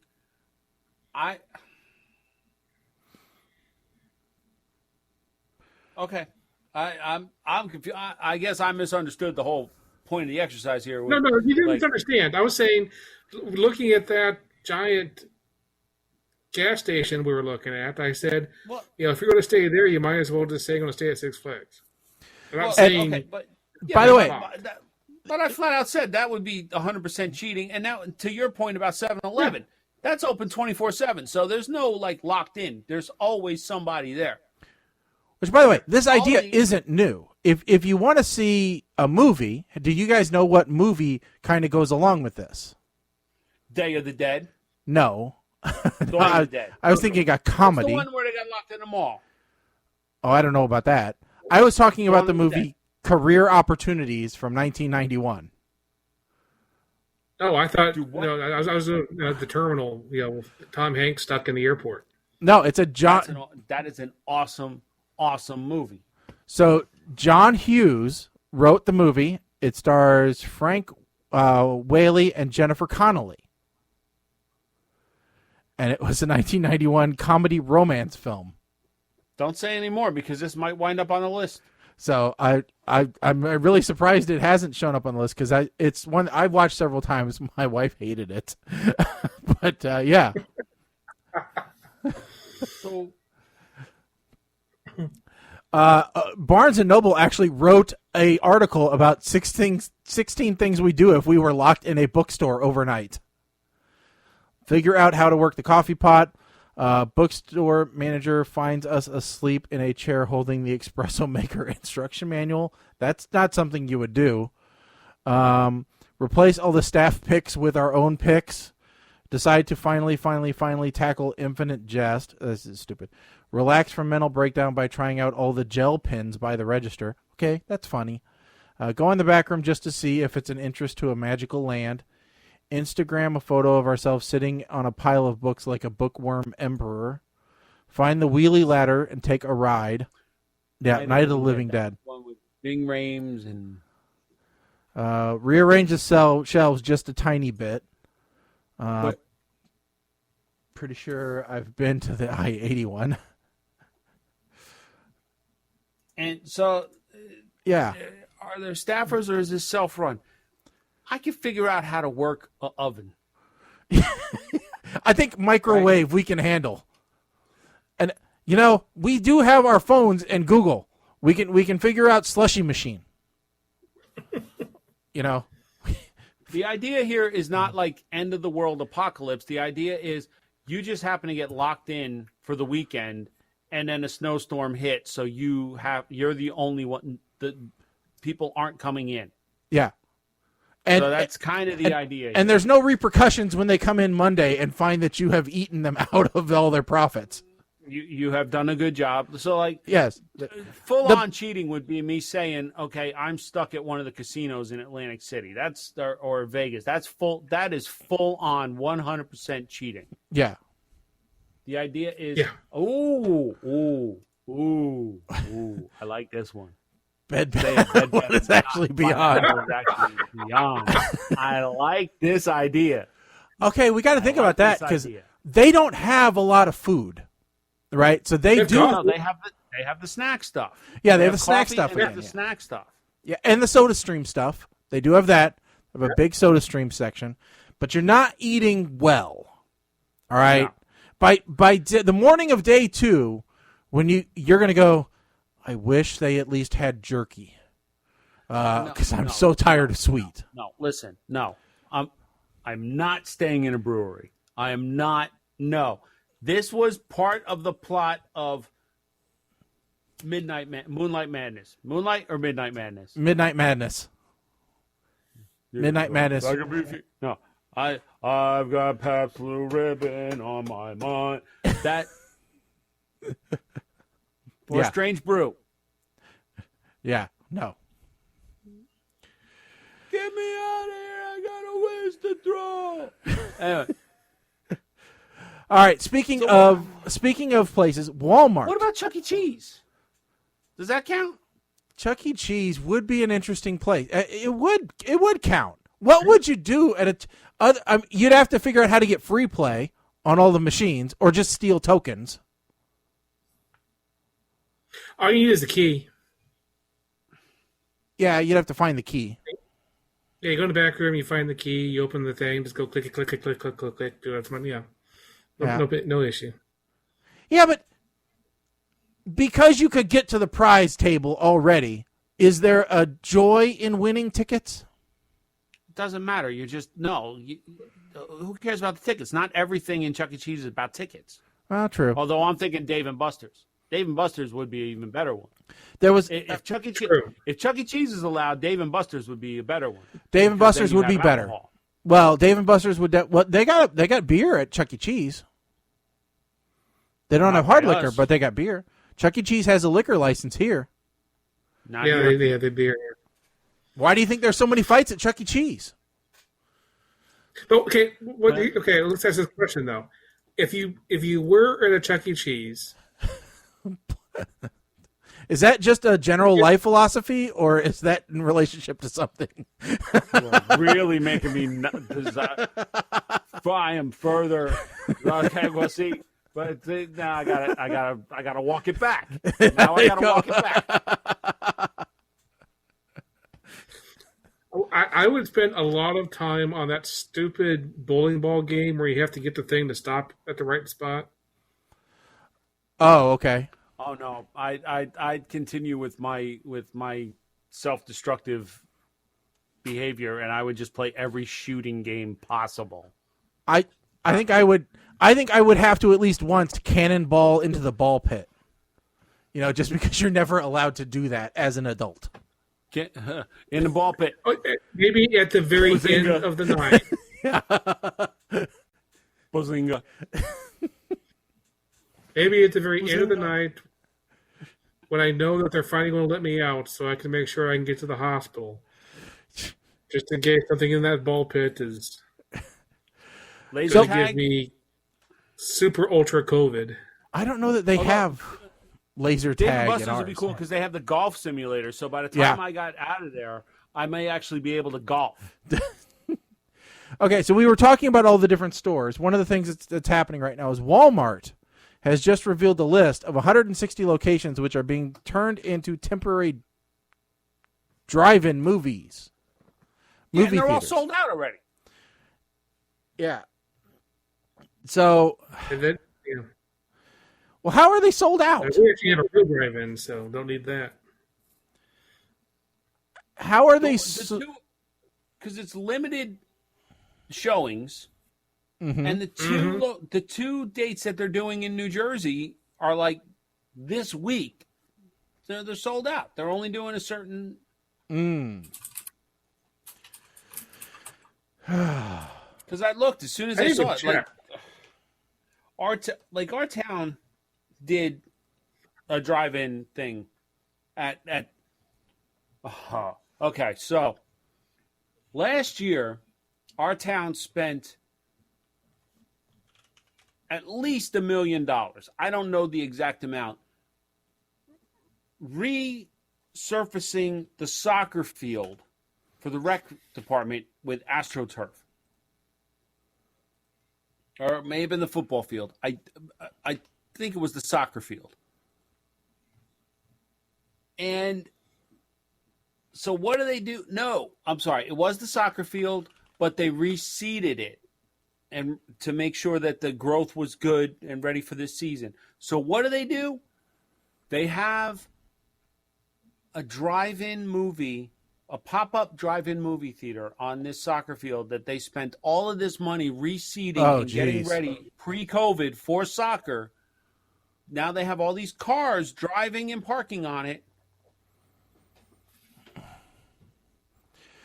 And, of course, everyone loves it because the kids love it. Yeah. Meanwhile, when the kids start rolling their freaking ankles when soccer season finally starts up next week, okay. So, yeah, it looks like if I was to look for... and by the way, the location in New Jersey, the one Walmart in New Jersey that they're doing this is like in borderline hood. Like... So I just checked our drive-in because I was curious what they're showing. So we have two screens, and on screen one they're showing Batman Returns, followed by The Dark Knight. On screen two, they're showing Bohemian Rhapsody, followed by School of Rock. Bloomington is the closest that the Walmart drive-in will get here. To here. Oh. Okay. Different topic because I'm curious, Mike. So, all the rest of us, been dealing with COVID, a little this, a little that. So I hear that you're being attacked by the spotted lanternfly. I ain't seen one yet, but if I do, I'm gonna catch it, cook it, and eat it.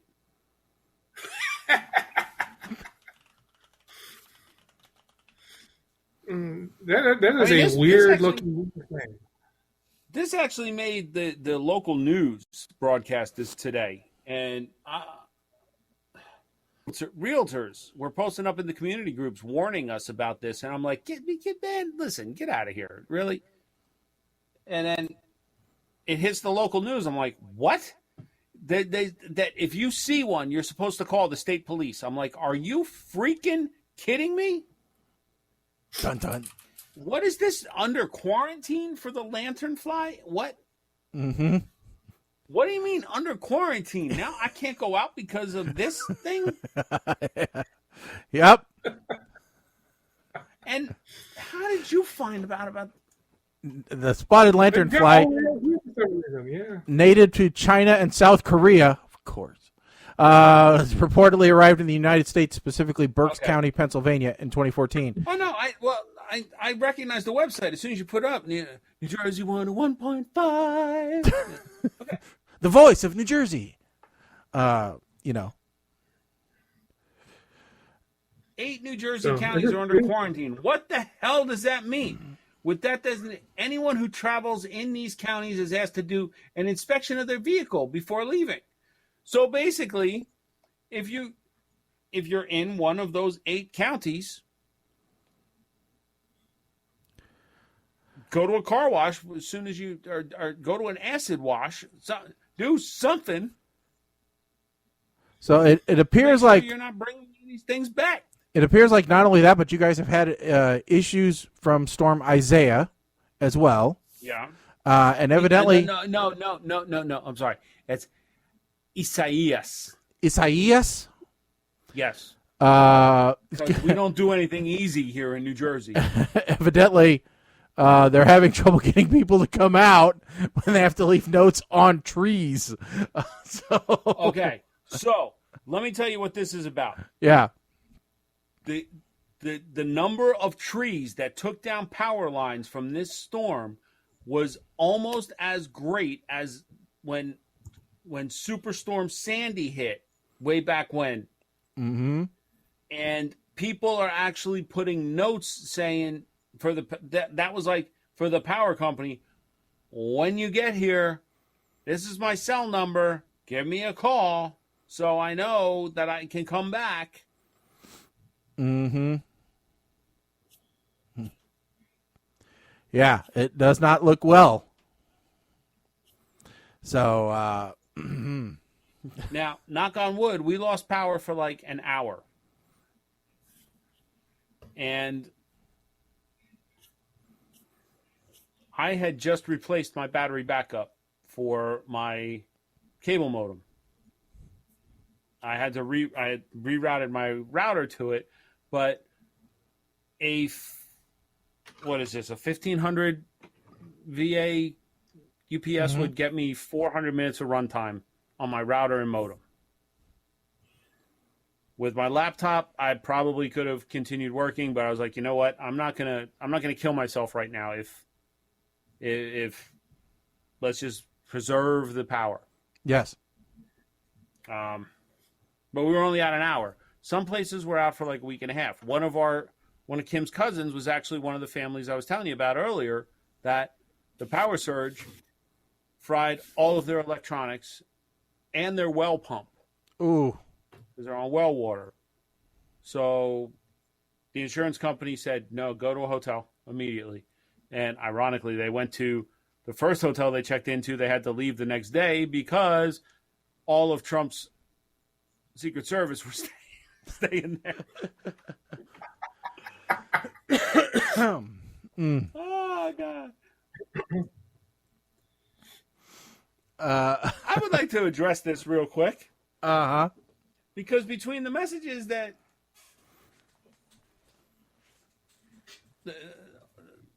the ant on the hill and now this one, the stalker of all things Jersey, what's going on here, people?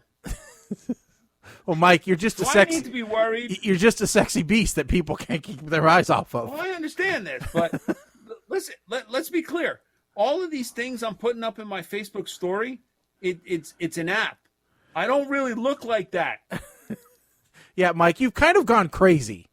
You've kind of gone a bit nuts. You're getting as bad as The Rock. All right. Every day I go, what's Mike replaced his face on now? Well, let's see. You know. Let's see what the new one is today. Because Kim got mad at me the other day. She said, it's all the same crap that you're putting your face. Of course. Who did you put your face on now, Mike? Are you Chef Emo Lagazzi today? Or are you? Nope. I'm sharing it to my story right now. Today, I am Matthew McConaughey. All right. Exactly.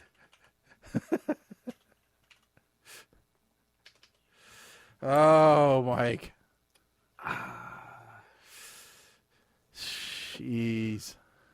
So yes, I'm well aware that this is putting me up in Russia somewhere. I know it. I don't care. I truly don't. There we go. Okay, it's been added to my story. I don't.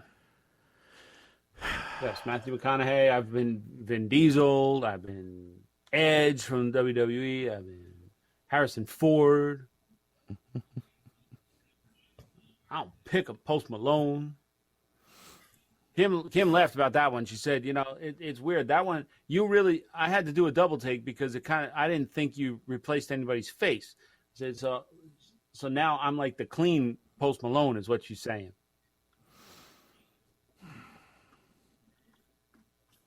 And for those who don't know who Post Malone is, he's a Postmaster General. Yeah. He's the one taking all the mailboxes out of New Jersey. Oh, no. Don't do it. Don't go there. Single-handedly ruining all the mail-in voting. No. Single-handedly ruining stuff. Well, okay. There we go. Tangent number 5. We're meeting our quota.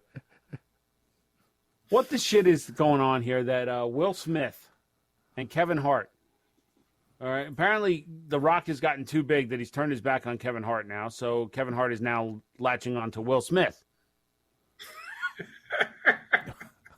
Wow. And so Kevin Hart is like the Remora of Hollywood, it seems.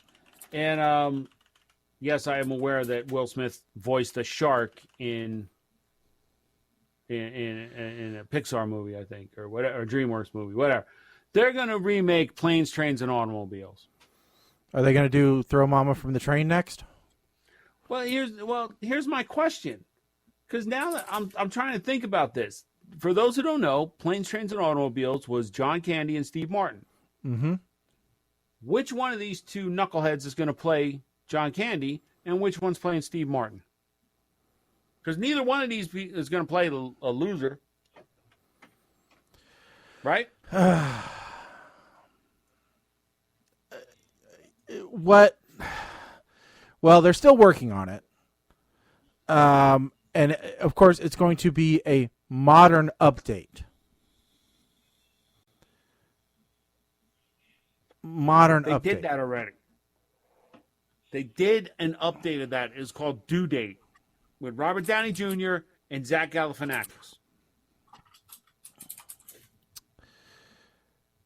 That was a modern update. They had cell phones, they had rental cars, they had money, they had jobs. There you go.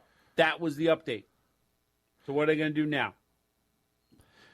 And listen, we're going to take our private jet there. No. Don't do it. Don't remake it. Yeah. Just don't. All right. Anything with John Candy in it, don't touch it. no, It's off limits. I Anything agree. with Robin Williams in it, off limits. it I doubt that it will do well. I don't think. I mean, we always say this. There are some classics that don't need to be rewritten. There's just some things. Or if you're going to do it, don't name it the same thing. If you're going to reimagine the script, just call it like Getting Home or something else. Don't say, hey, we're redoing this movie. Just call it something else, and then somebody can say, well, it's a ripoff of this movie. Yeah, you're right. But we didn't want to insult them by saying it's their movie. We just did something similar. At least write it. You know? I mean, there is the big Ghostbusters with women for a couple years ago. Big problem with that was not that they redid Ghostbusters with women. The problem was that they took a movie that's one of the best written movies of all time and replaced it with a modern day. Well, we put a whole bunch of funny people in a room and pointed cameras at them and had them improv for half a year and then try to make a movie out of it. Yeah, I mean, look at what they did. What we anticipate they did with the kids, right? With the kids Ghostbusters 1. Yeah. From the trailers, it looks like it's a movie, like it's a real movie, right? It's not just improv nonsense. Yeah. No, and it's the new one that's coming out is supposedly a continuation of the first two. Yes. Because it takes place in the future, and somehow there's a relationship to Egon. Right, that we know. Yeah. So it's a continuation. It's very similar, like Jumanji. Okay, we kind of at first we hated on it. Yeah, thought it was going to be horrible when we heard it, but then when we saw it was Jumanji. Welcome to the Jungle was to Jumanji the same way Butterfly Effect 2 was to Butterfly Effect. It was the same concept, but wasn't a direct sequel. It wasn't trying to replace it. It just followed a similar storyline. Yeah, it took the same vehicle to tell a story, but it was its own story. You know, But kind of like it also how goes in Deep the Blue same- Sea 2 and 3 are not actually sequels, or well, 3 is actually a sequel to 2, but 2 was not a sequel to 1. Yeah. But at the same time, it was still a sequel to the original. I mean, you had there were references of them finding stuff that was left over from Robin Williams' character. That's happened a couple times in both of the movies. The latest one ended up also referencing the original one, and so it was still respectful of the original. It was still a real movie. Respectful and referencing, like paying homage to, is different than kind of existing in the same universe, I guess, is where I'm, or being a direct continuation. Right. And the Jumanji is even more so a direct continuation of the original. In fact, they directly, in the latest Jumanji, they actually, I forget what was the character's name. So at the end of this latest movie, they end up at this restaurant, and the restaurant is run by a woman who is from the original Jumanji movie. Okay, see, I just took that as a nod to the original. No, it's a direct connection. And then if they continue with another movie, then it's going to directly reference the first movie of Jumanji leaking back into the real world, just like it happened in the first movie. Wait, if The Rock is I'm involved assuming in this. it's going to happen, but I haven't seen any news, so I was just leaving it. Well, yeah, you know why? Because The Rock is too busy with the Titan games, tequila, working out, playing with his kids, Fast and Furious, Hobbs and Shaw, Under Armour, the headphone company. XFL, the headphone company, Working out. buying into NASCAR. He's got. That's why it hasn't happened yet. We'll be dinging me. Let me see here. See people seeing my Matthew McConaughey. Oh, I get messages like when this is up. I get messages, people telling me either they love or hate him. I mean, yes, So it's up there. back on April 7th, Jake Kasdan, the director of the newer Jumanji movies, said that it is under development. Okay, let's since we're talking about movies, let's talk about this one real quick. Yeah. I saw something about AMC Yeah. that their theaters are going to start opening up. I'm going to say this month because I don't remember the exact date. And I'm assuming it's going to be dependent upon whether or not, they're allowed to state by state, because New Jersey, I know they're not allowed to. But they're going to have 15-cent tickets in honor of the ticket prices when they first opened. So, Well, they got to do something. So in COVID times, would you guys go to the movies? No. And No, okay. But honestly, I didn't go to the movies before COVID time. I didn't So go that was going to be my beforehand. other question. Was going to be what would have to happen in order to get you to buy one of those 15-cent tickets? I mean, here's the a vaccination shot to go with the ticket. Well, I mean, even that, it says after opening day, tickets will still be available for cheaper than usual. Tickets for films like Inception, Black Panther, Back to the Future, and Empire Strikes Back will cost $5. All movies that I have on DVD or Plex already. Well, yeah. I get that. I'm talking about going to see a new movie like Bill and Ted Face the Music. Well, but here's the thing.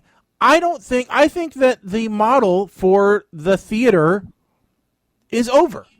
I think that we have proven at this point, and I think it's not going to be long now, that just digital distribution, putting movies straight out to the consumers has now shown to be a viable option. And even as much as the theaters want to hold hostage those new releases, I think the movie studios, the production companies, and all that kind of stuff said, hey, listen, we can make more money doing it this way, cutting out the middleman and doing a mass market release. It worked for Trolls. It worked for this. It worked for that. And it's one less contract we have to negotiate. And listen, we've got Amazon. We've got Netflix. We'll probably create our own companies. Well, two things. One, I think certain movies, yes. Certain genres, certain types of movies, yes. Others, maybe not. I also think that stance is going to hinge very much on how Mulan does on Disney Plus, because when I saw the pricing, and that's the release direct on Disney Plus, I said, "Whoa, this is." Because what is it, $29 plus your Disney Plus subscription? Well, but let's think about this. But let's think about this, okay? If you have, Colin, what'd you say, Colin? Colin, what'd you say, Colin? Well, so the other movies that came out first that way, they came out and he spent a whole buttload of money to watch it, and it was a rental. Well, Mulan, they're at least leaving you with permanent access, as long as you have Disney Plus. Yeah, so that's going to be a big thing, is how archive availability of the film after the fact. Okay? Yeah. Because let's think about this. Let's think about the typical family of 4, all right? They go to the movies to watch this film. How much is it going to cost mom, dad, and 2 kids to go see the film once? Because their kids are going to want popcorn. They're going to want soda. They're going to want this and that and the other. It's more than $30. But here's the thing, that for some families, that's like a monthly outing. That's something that you reward the kids with, to go out and you get to eat popcorn and snacks while you're watching a movie and you're in this big comfy seat. So I think there's still a market for it. But there's also a market. I think the market will change. And what I am thinking, I'm envisioning more like a karaoke club. And by that, I mean one of those ones where you rent the room for your friends and yourself and you do karaoke. It's basically an individual karaoke party, right? So imagine a movie theater where instead of... You want to rent a screening room. Yes. And you book the room and you get the whole theater experience with your crew.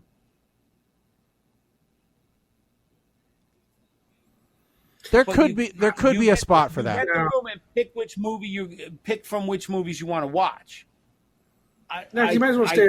I think it's the opposite. I think the exact opposite of where movie theaters still work is the big IMAX type theaters where you just cannot get the same effect in your own home. Well, yeah, but not every movie is IMAX. Well, so are you saying that those do not get theatrical release? Those just go... No, every movie can be shown in an IMAX type theater. I'm just saying that all remaining theaters are going to be IMAX type theaters. What's not going to be there possibly are the extra screens that have a very small number of... maybe that's where you can do your karaoke thing in it, but the long term, I think that's where shaggy is. Like I think the days of the 15-screen multiplex are over. Yeah. Well, unless you do smaller, where it's like, smaller group rentals, if you will. Well, and Mike, to the point you made earlier about, it's a night out for the family, right? Where you said that's a special thing you do. On the flip side of that, you have the adults, who maybe love Disney movies, right? Who go to see a Disney movie because they have to in a theater, but they wish they could go to a place that didn't have children in it because they ruin the experience, right? Because a kid can only watch a movie for so long, and then their attention span is gone, right? So the adults wish that they could have an adult-only experience, and they're willing to pay a premium for that. So that's where this being able to watch it at home in my big surround sound, without a kid that I can't spank, who's throwing popcorn at me and their mother doesn't care, I'll pay the money for that experience. That's you're going to have that market too. Yeah, and there's a difference between just trying to go like a couple different ends of the spectrum here. There's a difference between going to the movies to see Toy Story 4, right? 4, yeah, sure. That's the one that just came out with. Mm-hmm. 4. Sure. Right. There's a difference between going to see Toy Story 4 and John Wick 3. You got two completely different crowds. You should have, let's put it that way, but we end up with tons of jerk kids at movies that they don't belong at. Okay, fair enough. But you also just listed two movies that I absolutely would have to see in a movie theater. Do what? He wouldn't have to see those in a movie theater, he says. No, the opposite. Okay. Those are two examples of movies that I would have to see in a movie theater. Oh, see, I wouldn't. But I mean, my point was more along the lines of family versus. Yeah. You have two completely different demographics that you're marketing to with those films. That was more why I chose those two. Mm. I think we all agree the movie theater industry as it existed pre-COVID will not exist going forward. Oh yeah, I think 100%. We all agree with that. Their monopoly, if you want to call it that, on new releases, I think is definitely over. They're going to have to come up with some type of a cooperative release strategy for online viewing. Now, what that is, just like the video rental stores had to come up with a coexisting strategy for when releases came out with online distribution. That had to happen too. So we're just coming into a next evolution. So there's Mama Blair sent this through. Yeah. A-list, maybe that's part of the thing. That A-list, you join, or your membership in AMC gets you to watch a streaming AMC convert to a streaming service.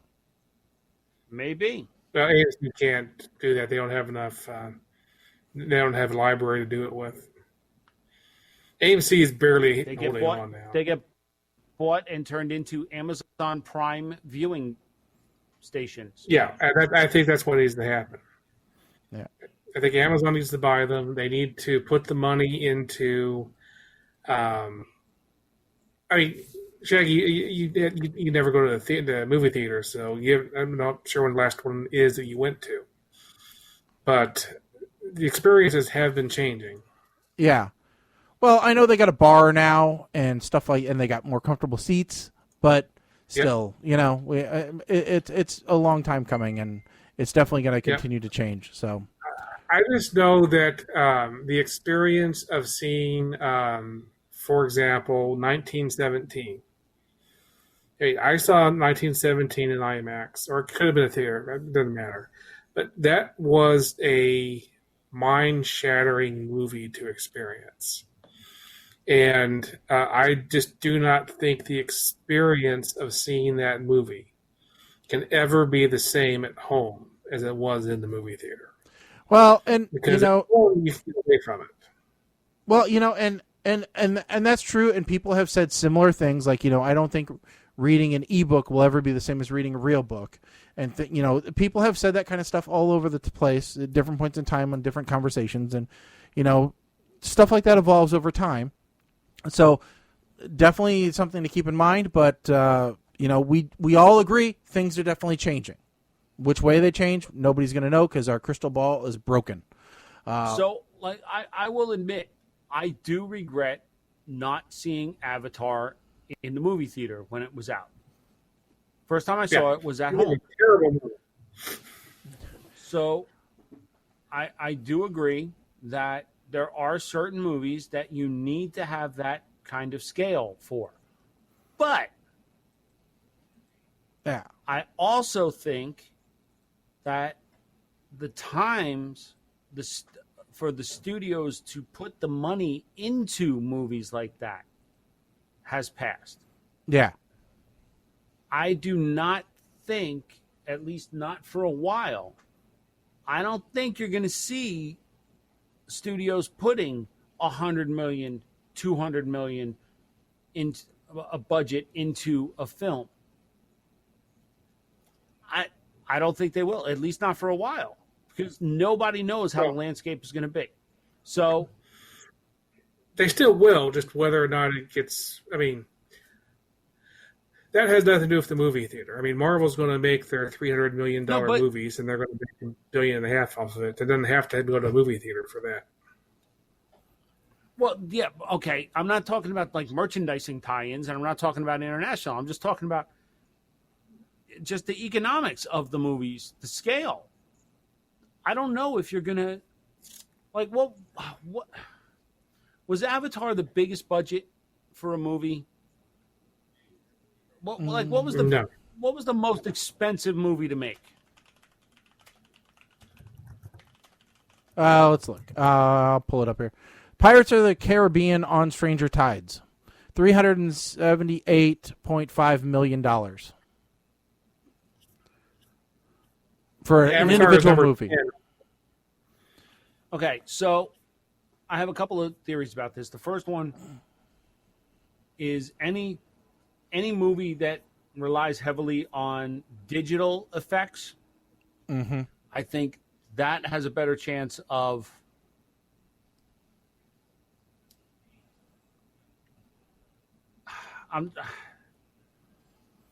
The Hobbit trilogy, by the way, is the most expensive back-to-back film production.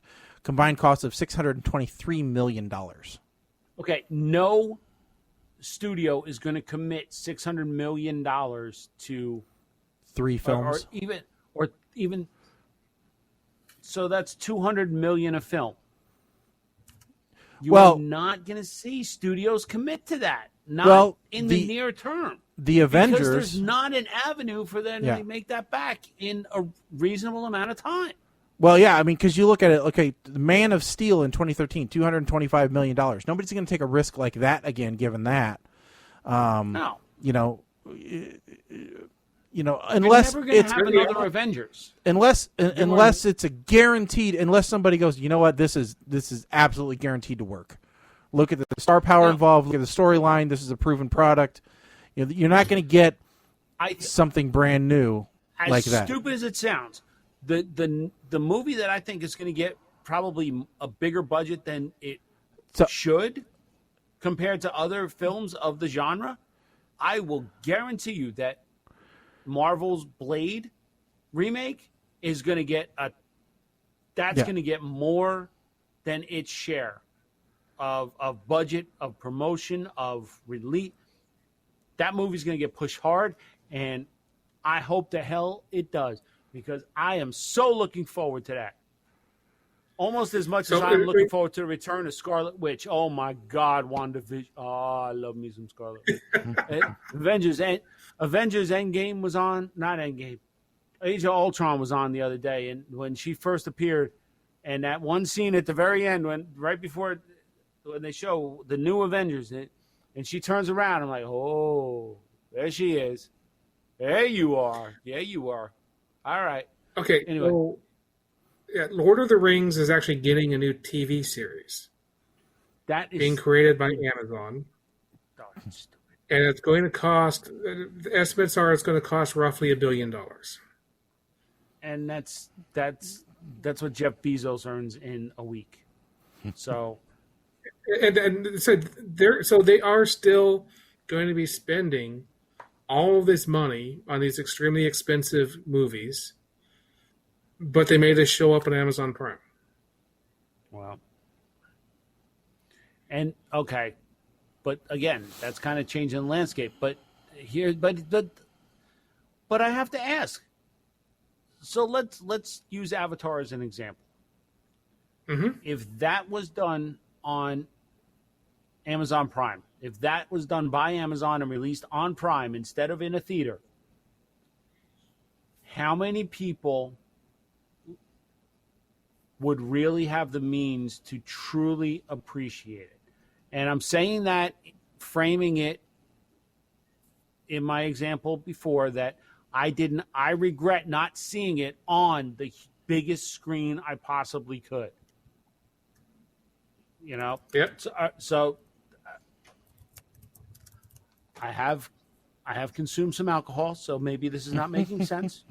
But I think there's still a large part of the population that does not have the means to truly appreciate a large-scale production. Therefore, they still need the theater. Okay. And if the theaters are not there, then I don't think companies are going to be willing to spend as much. I also think that Amazon is smart enough that they're not going to go as grandiose as they normally would have if they know it's only going on Prime. Why? Because most people are streaming Prime on their smart TVs, their computers. They don't have to upscale it to have the audio fill the 7.1 Dolby surround in a theater and have the visuals be so spectacular that they fill out this giant IMAX screen. Everything is kind of scaled down. So,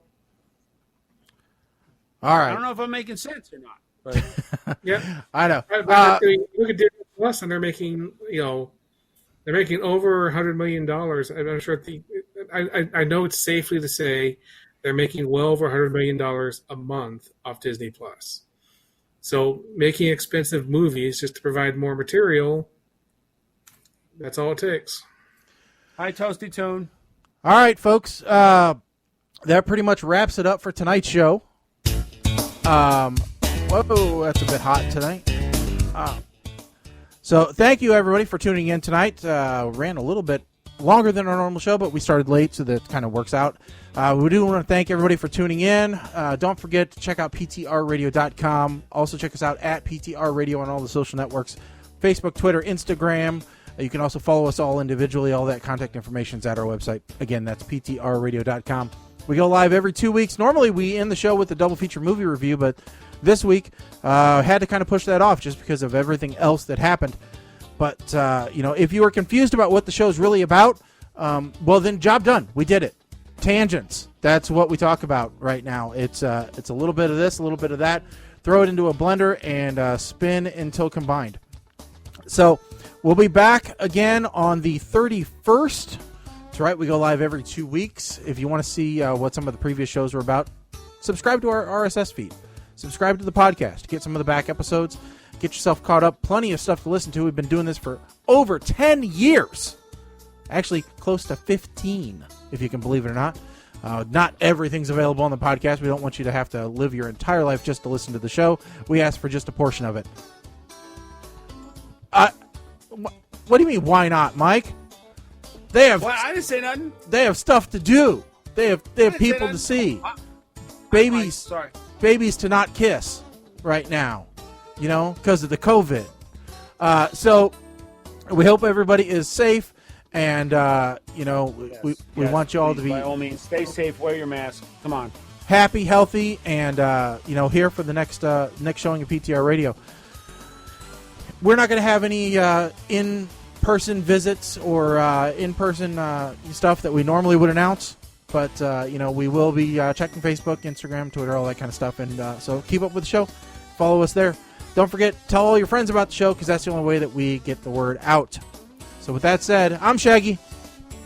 I'm Colin. I am Mike the Ape Man. Stick a fork in us, folks. We are done. Later.